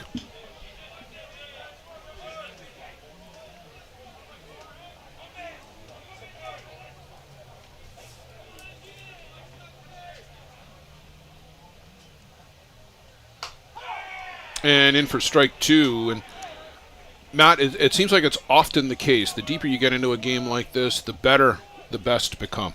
Absolutely. They're focused. They're dialed in. These guys are making the right pitches, and they got guys like Moley and Bolin behind them, talking to him the whole time, and just makes them even better. Well, we certainly saw that last night from Huemo Mata as well. 6th inning on, he really bowed his neck. Yeah. And, we talked about the pitch count, but he was throwing harder 6 through 10 than he did in the first 5. Yeah, it was very impressive. And that's, why he's one of the top in the world. Galino down on strikes, a 1-2-3 inning for Jack Besgrove. In the top of the 6th, the Gremlins to the plate in the bottom of the 6th. Coming up for them, Blake Hunter, Ladislav Mallerzuk, Nick Mullins, 7, 8, 9. We'll see how that transpires. Stay with us. Blair Sedford, Matt Palazzo on the ISC Network.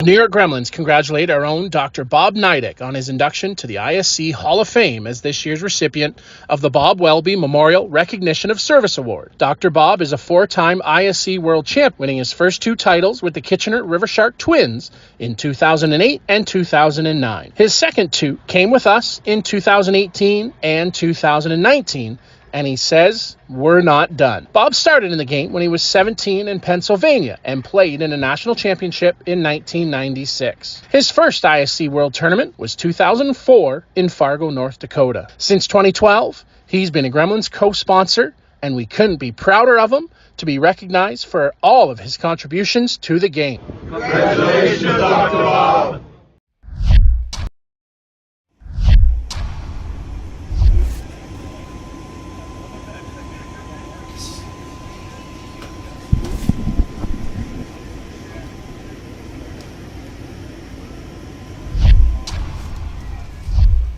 Sean Cleary back out for the bottom of the 6th inning. Justin Schofield has gone back to the dugout for now. Blake Hunter, Ladislav Mallerzuk, and Nick Mullins. You wonder at what point Zenon Winters has got a bat in his hand over there swinging behind the dugout. Probably about 20 minutes before first pitch would be my guess. Batting gloves on. Oh, yeah. Yeah. Gritting his teeth, too. Yeah. You can probably hear him grinding them from here. No doubt about it.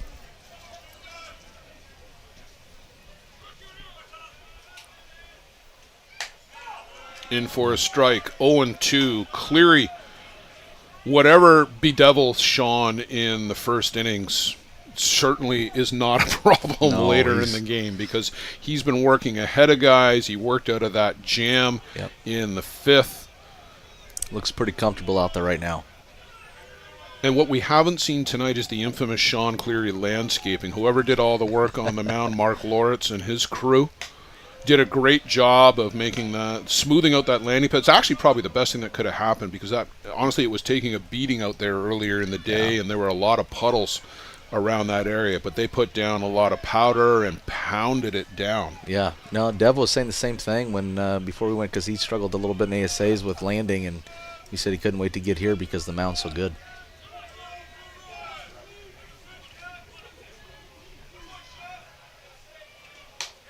Oh, that's a good pitch right there. Just misses downstairs.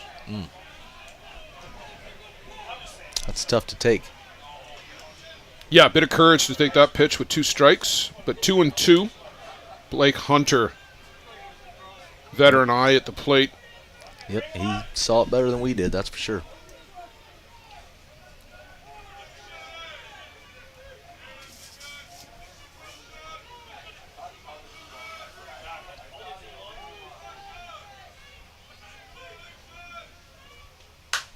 And this is a little Nice short hit. flare over Tyler Pauli's head. Blake Hunter will be upset with only a single. He's not used to that. No, not at all. That's a pretty good pitch. Yeah, went down and got it and just punched that out onto the grass. We'll get a pinch runner as Tani Mumu will make an appearance. Another young Kiwi, and you know, we were talking to Ricky Early a little bit earlier, and here's a young Kiwi who's come over and spent the last couple seasons with the Gremlins, soaking up the championship atmosphere and making the most out of his opportunities. And he was a really good young player on the Major Sox. The New Zealand U23 team got the opportunity to work that tournament earlier this year in April. And I think it's been a disappointing cycle for New Zealand softball, to be quite frank. The Black Sox finishing out of the Super Round and the Major Sox finishing 6th. But there are some very good individual young players coming. Yeah, absolutely. And how good for him, you know, in his young age to get over here and the likes of, you know, Benny and Romy and, you know, these veteran Kiwi players. Ladislav Maller-Zook swings at that first offering. Surprised not putting the ball down here. I know it's not something you often see here with the big teams, and Greg Leather's not a big bunting fan, but this late in the game? Yeah, he may have given him one swing, and then you might see something different here. Because this is the guy that can handle the bat, too. Yeah, he's not worried about having 2 chances. Nope. This one is short right. Walsh calls off Pauli, and he'll reel that in for the first out of the inning, and a good out to get without Tani Mumu being able to advance. Yep, Lottie's been in some big games. You know, moment's never too big for him, and you know, remember him hitting home runs off some of the best in the world, you know, late in the game. So I'm sure that was going through Leather's head as well. Just one swing of the bat to change this thing. He clobbered one earlier in the week. Nick Mullins to the plate. Mullins is 1 for 2. He had the single back. The second? Yeah, that's what I thought. Yep, 5-6 hole. Yeah. Hit it hard. That's right, yeah.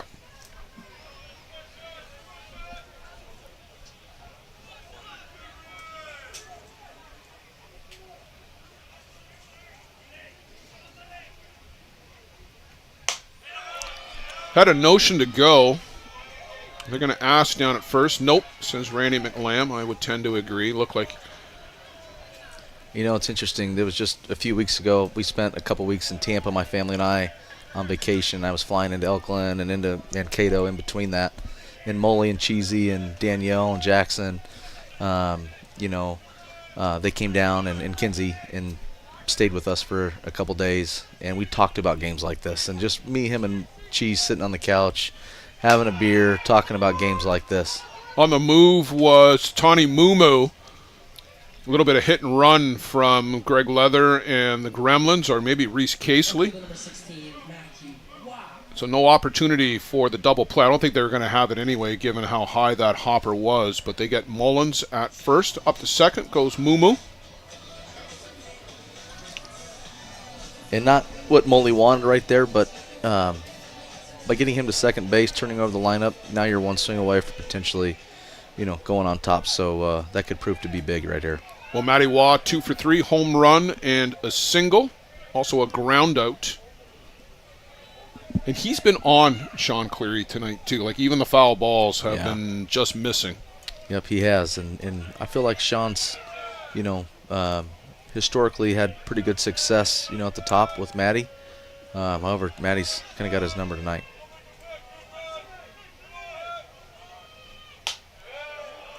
That misses out and away.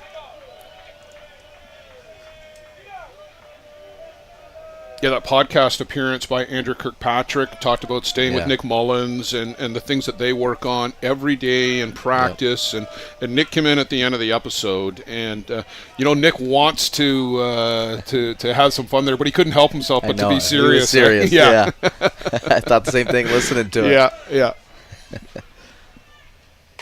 There's plenty of time for those guys to unwind after, some training and whatever. Yeah. And don't kid yourself, there's plenty of fun being had there.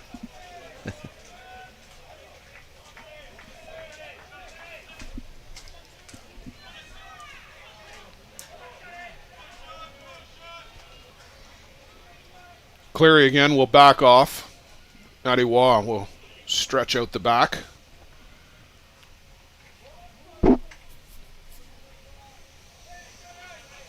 Tony Mumu's out at second base. He represents Blake Hunter.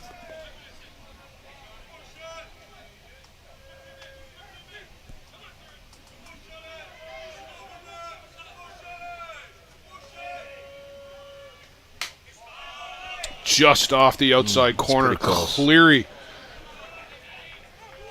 Little wry grin from the Iceman.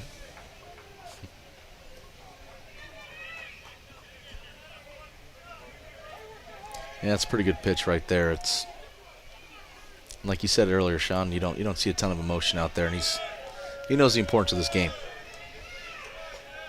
Well, it's funny. I mean, we're into the 6th. It's a 3-3 ball game. 2 of the best teams in men's fast pitch softball. Nobody's complaining about the time that it's taken to play this game right now. Absolutely, it's not even crossed my mind or anybody else's. Not at all. Swing and a miss over a beautiful drop from Sean Cleary.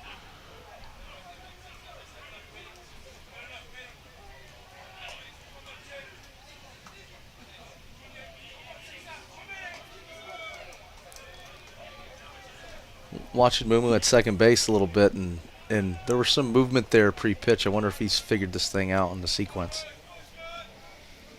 Well, if he's using the Kiwi methodology of the side of the base for in and out. And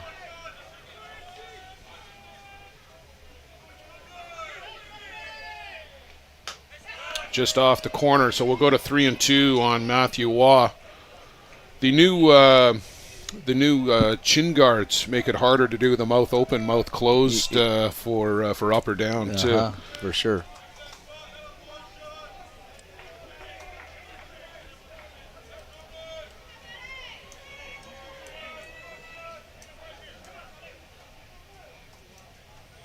And Matty Waugh was one of the guys that we'd have picks, and he was just that he didn't want anything. No. Matty is so methodical. Oh yeah, he's so methodical at the plate too. He comes up, he draws the line. Oh with yeah, the bat, and very cerebral. Writes down every. I'm sure you guys see it in the bench. Upstairs, ball 4. That pitch not close. Yep, he's not going to chase that. Well, a big, we talked about a big moment last inning. Here's another big moment in a game full of them. Jerome Remeke will come up with 2 guys aboard. A big solo bomb leading off the 3rd inning.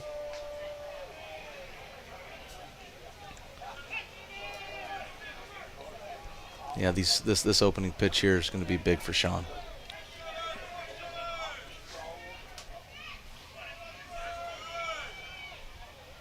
Again, the big exhale. Upstairs, ball 1. I think it was the first pitch that Romy hit from Sean in the first, right? It was, yeah. He just jumped on it. Yep.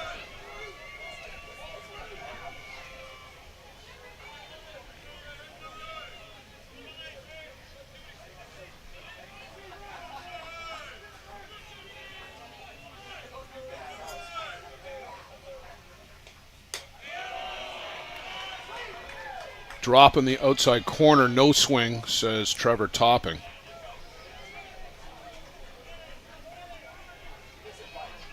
Two and 0 count. Matt, in 2-0 count, what are you looking for here in this type of situation? You're just zoning in on one particular spot? Absolutely. One pitch, one spot, kind of giving away one side of the plate. You know, me personally anyway, and I think Romy's a lot of like. And I would have said lifter on the outer half personally. I think Sean probably wanted that first strike right there. It was pretty close. We see that one again, Luciano? Can we see that pitch?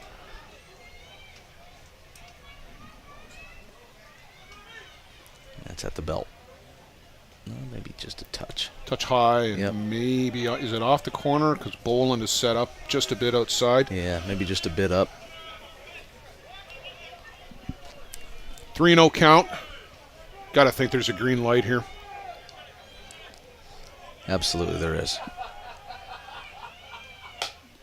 Ball 4, and that's 5 straight pitches where been a little close, but not much. And yeah. Boland's going to sneak in a visit here with Cleary and signals, and not sure if down in Arizona that our home plate umpire Mark Karras speaks Newfie, but yeah, they've got, fresh count now. Obviously Ben's had some success off Sean over the last couple weeks, but it's Sean Cleary. Anything can happen right here, and if he makes good pitches, he's extremely tough to square up.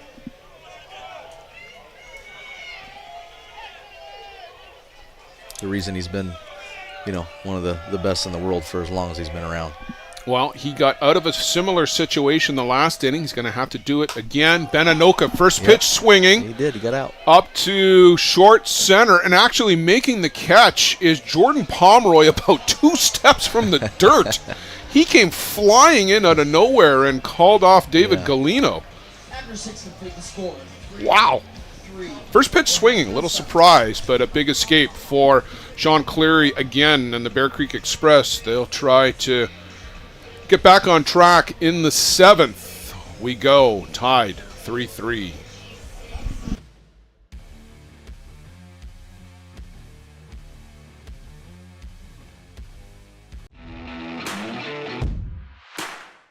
Whether you want to improve your grip in wet conditions or just to find the control you've been looking for, the Gorilla Gold Grip Enhancer has become the most recommended name in softball and in every sport where grip plays an important role.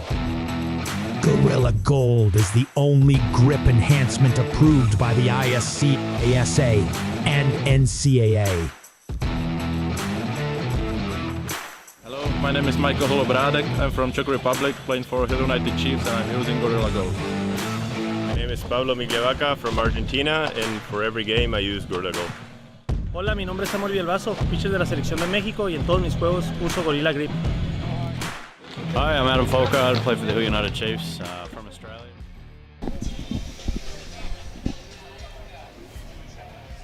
Back to the top for Bear Creek in the top of the 7th. Yeah, top of the 7th, top of the shop. Jordan Pomeroy not had any success tonight. 3 strikeouts. First pitch swinging, deep right field, way back and gone. Wow.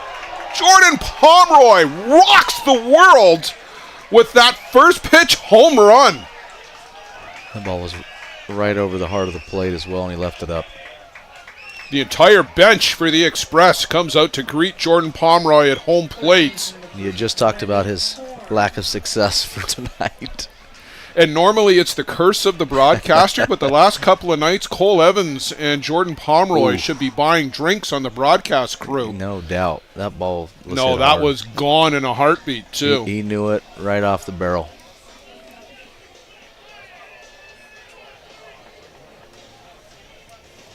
Greg Leather out to calm the nerves of this Gremlin team. The rest of the team's been there, but in an ISC, Jack Bestgrove hasn't. Right. And this is only going to be growth for him as they go, deeper into this tournament. Win or lose this game, this kid's going to learn a ton from tonight. Brandon Horn turns, thinks about a bunt, and that's never a bad thing after a home run, is to try to put one down. Yeah, now you got the boys over on the first base banging on the fence, and they know they've got a younger fella out there, and they're trying to get inside the helmet a little bit. They asked down at third, and Trevor Topping said no. Horn looked like he had pulled it back. Yep, I thought so too. And there's a strike on the outside corner. So 1 ball, 1 strike to Brandon Horn, who has just an absolute wealth of experience in these situations. He does. He's been there before, so this isn't new for him. He doesn't have a ton of jitters or anything like that in the box like somebody else might. 1 ball, 2 strikes. Besgrove's working Horn. awful quick right now. I've noticed the tempo's even sped up a little bit. Mm-hmm.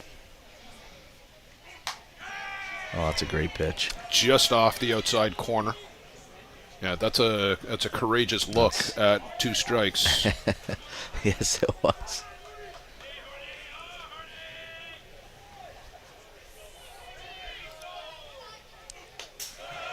Thought about chasing after it.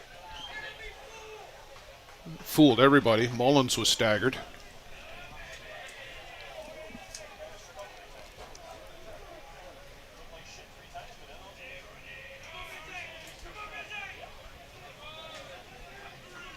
They tried sneaking one inside there. Let's see what goes on here. Ball 4. So a home run followed by a walk where he had Brandon Horn 1-1. Second baseman number 6, Tyler. Good AB, good veteran at bat for Brandon Horn.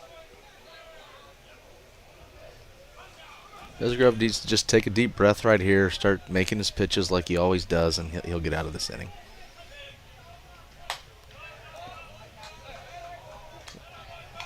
Not sure where that one was. Maybe he thought it was a little up. Oh, well, that's why the ISC 2 game hasn't started yet. The ongoing Legends game is 14-5 in the bottom of the 7th. So a snowball fight going on in the Legends game up in the upper diamond at Denmark. We'll keep an eye on that over the course of the night. And thanks to our good friends at Oma Tigre, who will be streaming the ISC 2 championship game. You can put that one on your phone and keep this one on the big screen.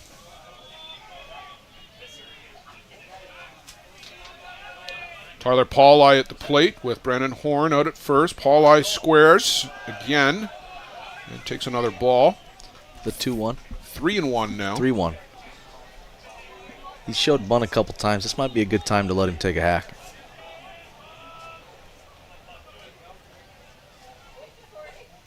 Oof. He went after it. Yep. Got the lifter, and that's exactly what I was thinking. Yeah, he sent one over the tent in right field early in the week against the Lacey A's.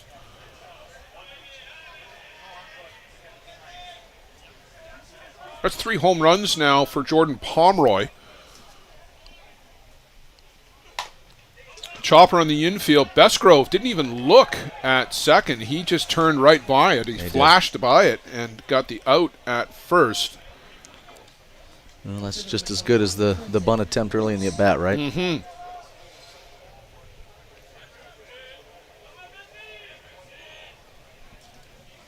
Quentin Bruce. He'll be looking to atone for that called third strike back in the 5th.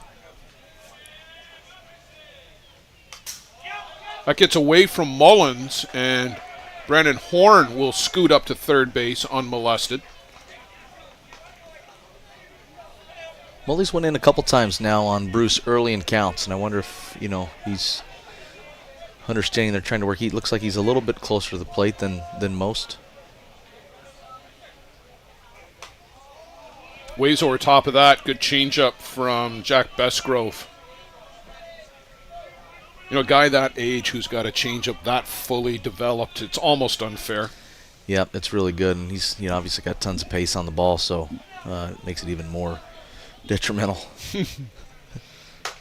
High hopper on the infield. That's going to get through. Brandon Horn will come in to score easy, and there is the...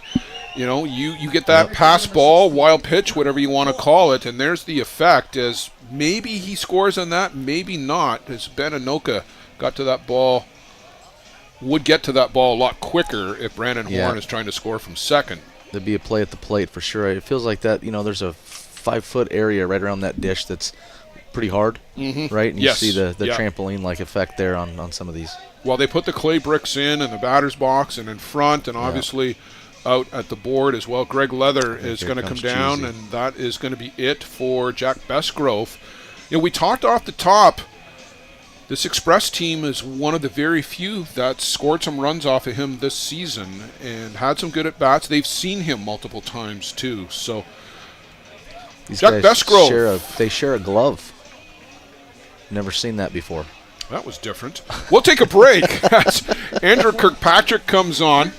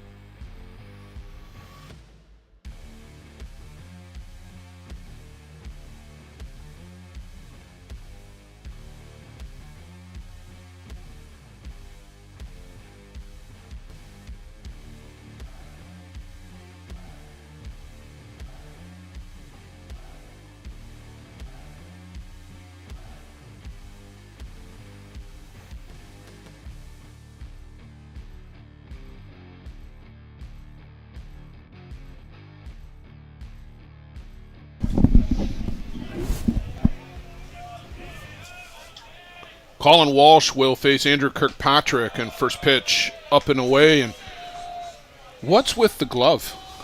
Andrew Kirkpatrick came out without a glove on, and Jack Besgrove handed him the glove. Yeah, whose glove is it? Up and in to Walsh, ball 2. And who forgot theirs at the hotel? That's got to be a fine. Yeah, that's definitely a fine. I'm going to find out, but if they can't come back and win this, I'm probably not going to find out tonight. Yeah, it might be a couple of weeks before you find that one out. But text us. We can tell the story of the Canadians next week. 3-0 to Colin Walsh. Got to think taking all the way here. In for a strike. I mean, as a batter, I always like to look for that first pitch from a guy coming in. And usually, he was going to want to get ahead and throw a strike. But And cheesy, he's going to be around the dish. It's going to have plenty of pace on it. It's spinning like crazy, and you got to jump on somebody like him early. As a left-handed batter, it just felt like he was walking up and handing you the ball. Yep, he is. To me, he's the toughest guy in the game to face. As a left-handed hitter. Luckily, I played with him for as long as I did. Downstairs, a walk to Colin Walsh, and the Express here in the 7th inning have got things going their way. 2 runs in to take a 5-3 lead. A shocking first pitch bomb by Jordan Pomeroy. Upstairs to Ryan Boland, who has had some success off of Andrew Kirkpatrick over the years. He has, lefty-lefty matchup that, he's seen him definitely better than most lefties, that's for sure. Little grounder out to Mallard-Zook, comes up, hits him on the chest, underhand toss to first. They get Boland, but he moves the runners up 60 feet each. Yeah, I thought that was a double play off the bat for sure. I would have thought so too, but it just took a little extra hop, and you can see Mallard-Zook shaking his head. As you see it just comes up on him. Yeah, it did. Pretty close at first. Yeah, Boland, who runs well for a catcher. Hates it when I say that.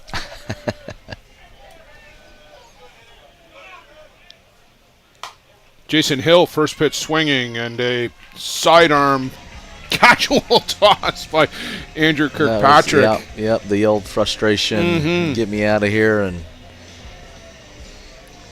they escape the inning. But the New York Gremlins will have some work to do as we head to the bottom of the 7th. Bear Creek Express, 3 outs away from an appearance in the winner's bracket final.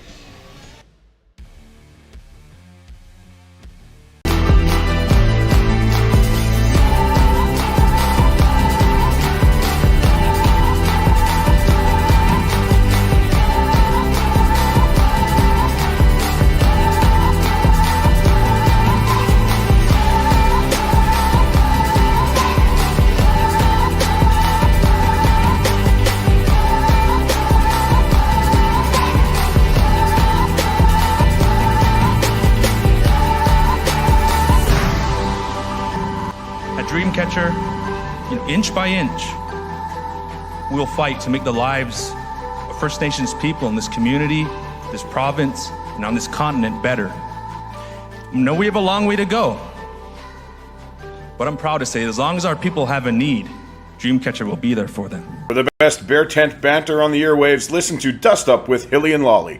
Here's some of the biggest stars chatting with two of Newfoundland's own, Jason Hill and Steve Mullally. It's unfiltered and uncensored. Dust Up with Hilly and Lolly, wherever you get your podcasts. Yes, bye.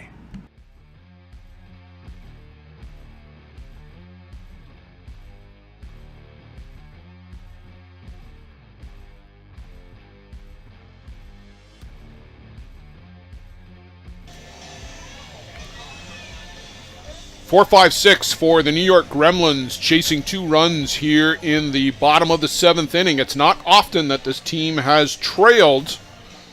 Eric Ochoa, Cole Evans, Brian Emery, Matt Palazzo, 3 pretty good guys that you got coming to the plate. This is not going to be an easy test here for Sean Cleary to close the door. Nope, they're not just going to hand it over. He's going to have to battle here, and, one of these guys gets on, and you know how that can happen.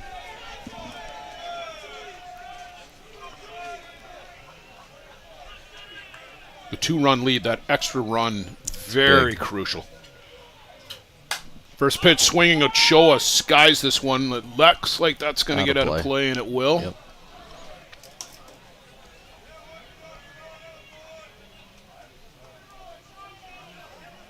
Yeah, scoring 2 there against this lineup is big for Sean. He knows he can go right after these guys, challenge them, and make some good pitches.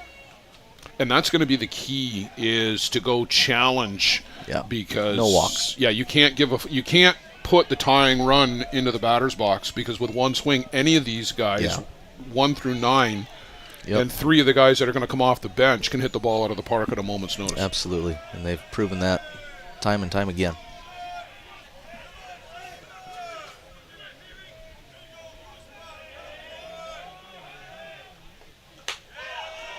Called a strike on that outside corner. Really good pitch right there. Looked almost like he took a little bit off that dipper a little bit. Yeah, it's kind of that 3/4 change, right? It's not the full change up, but it's not full speed either. And Ochoa's a good guy to throw that to, because he swings hard every pitch. He's swinging from the hips.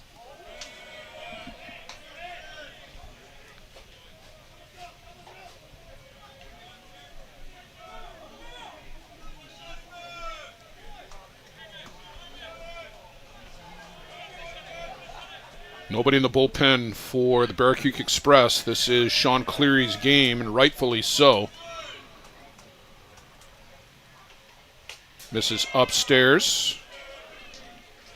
Run the count, 2 balls, 2 strikes.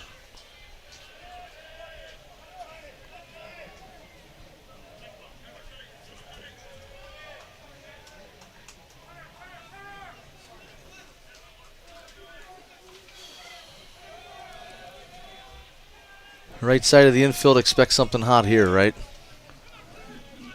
He is a pull hitter, without a doubt. Just off the outside corner. Cleary bent over at the waist, wanted that call. Yeah, Bolin wanted that one too. That's pretty close. Well, you look where Boley's set up, and he catches that over the right knee, and it's outside the chalk line in the other batter's box. Now, our angle is not dead on. Yep. But I think Chewy saw it right. Yeah. You start giving guys like Sean that pitch, and it becomes a really long night for hitters. Oh yeah, that's Angel Hernandez territory. Yeah, right. Change up and laced out to center field. Yep, they're not going to go down easy. They're not, and you have to wonder if maybe Ochoa was sitting on the changeup during that pitch, because that did not fool him in the least. It did not. He hung it and just drilled it right back up where it came from. Sean ducking underneath that line shot, and I almost think he was sitting unchanged there. Sometimes you see something, right? And you can't point it out to the rest of your team like you'd like to, but you saw something different on whether he was coming at you, whatever it was, and just react. Cole Evans Had a little lazy liner back at Cleary in the first.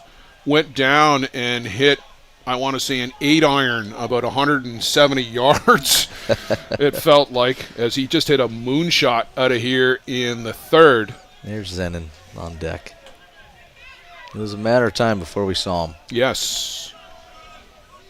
For Avery, too, which is interesting. But it is interesting. Brian 0 for 3 on the night. To Horn, the flip to 2 for 1. Back to first. They do not get Cole Evans. Little high throw from Horn, but, you know, good to get the lead runner there.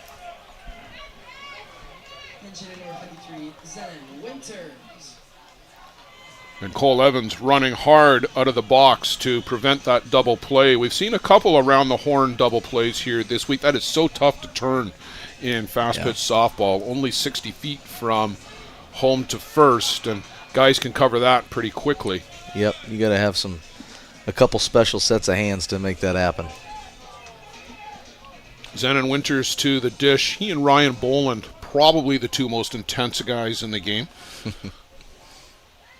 I hated playing against Zenon when I first came up. I mean, I just imagine. disliked him. Yeah, I can only imagine. Yeah, and then we got into it on a game one day, and almost, you know, it got real bad. And then I played with him, and I said, "Jesus, I love this guy."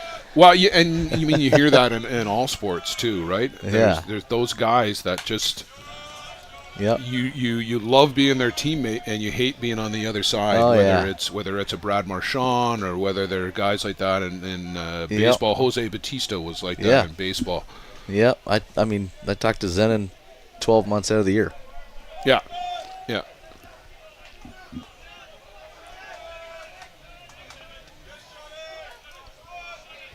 Went after that first pitch pretty aggressively and fouled it straight back. Yeah, he was trying to tie it up. I think back to a year ago in Quad Cities. Late in the game, Zenon Winters with a 2-run home run. That put the Gremlins into the lead at the time. That was in the 4th place game. Slightly different situation here, but not much. No, still big-time hitter versus big-time pitcher.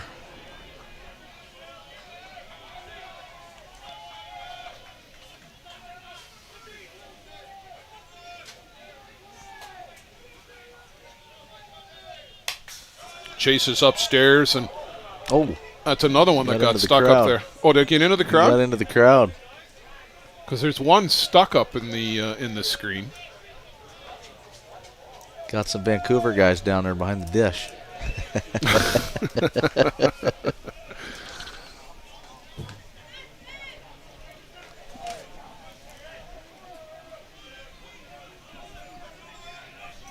As crazy as it sounds when you know, if I'm in the field and it's 5-3, got a guy on first and you're thinking, okay, make some pitches, you know, we're playing for outs right here.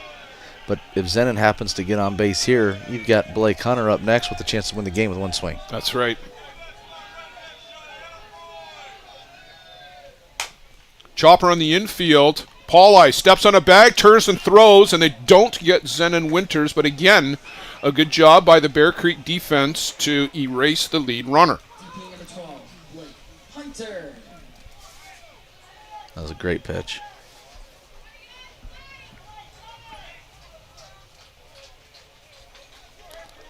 Lions have spent a fair amount of time on the dirt on those throws at first today.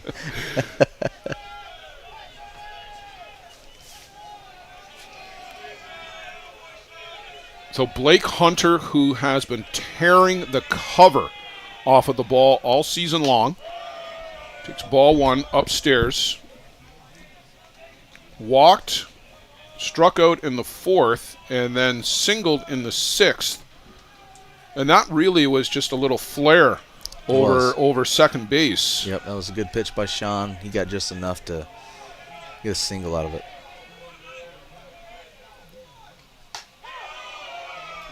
Cleary pours in a strike to even the count.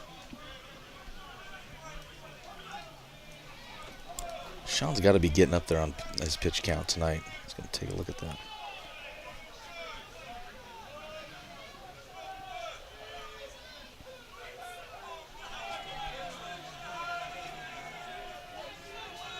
He's at 138 pitches. 138. Hunter fouls this one way out the right side. That will be headed across the street to the cheese factory. So it tells you how many, I mean, really what Mata did the other night. 138 seems like he's been out there for a while throwing at 138. Mata threw 50 more pitches. Yeah. And he's going to start in about, whenever this game ends, whenever that might be, he's going to be right back out here today. For another 150. Yeah.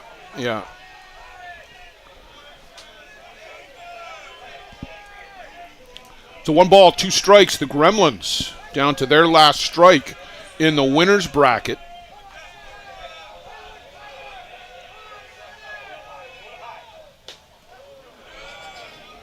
Missed down and out. I could hear somebody in the crowd down here. Throw it high, throw it high. This is what you want as a hitter, though, man. Chance to tie the game up. Was it 2-2 count? 2 balls, 2 strikes, 2 out. The tying run is at the plate in the form of Blake Hunter, who has been ripping it all year. Upstairs, 3-2. Let's just ratchet up the tension just a little bit more, shall we? Yeah, you're not gonna. He doesn't want to walk him and put the go-ahead run at the dish. You're gonna get challenged right here. You just got to put a good swing on this, and this will be interesting. I got to think drop anything just to have Blake hit it into the ground here. Yep, I agree.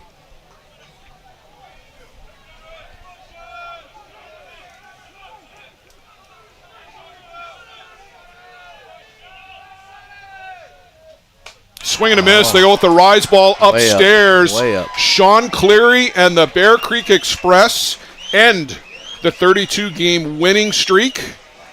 And a masterpiece by Cleary here tonight. Yeah, what a ball game. The Express will advance to tomorrow night's winter bracket final. The Gremlins will drop down into the loser's bracket. They're going to play at least once tomorrow, possibly twice. Matt Palazzo, an absolute pleasure having you in the booth here this evening. Thanks for joining us here on the ISC Network. Your final thoughts as we wrap up just an absolute stellar ballgame, the best one we've seen here this week, maybe with the exception of the Stompers last night. Yeah, great game. I think everybody anticipated this one to be close. Sean Clear, I mean, he did what Sean does, right? He kept an unbelievable lineup off balance. He made pitches when he needed to. They stranded a ton of runners over there on the third base side, right? Big time hitting out of Bear Creek, and hats off to them. They just knocked the hottest team in the world off, and this is going to be an interesting finish. Well, there's going to be indeed an interesting finish to this tournament, and we've got another good one coming up too with the Hill United Chiefs, the Niagara Stompers. Matt Palazzo, again, thanks for joining us. Great to have you here in the booth. You're always welcome to join us on the ISC Network. Good luck tomorrow morning against the Toronto Batmen. We'll be on the air with that one too. But come back and join us in about 15-20 minutes. Call it 20. For the Hill United Chiefs and the Niagara Stompers. Probably another good one. A good one indeed. I think so. For the latest in softball innovation, the website where you can experience the best tournaments in the Americas. Live games, news, tournaments, and much, much more. The best quality live softball. On demand so you can watch when you want. Become a Premier member now. SoftballPremierTV.com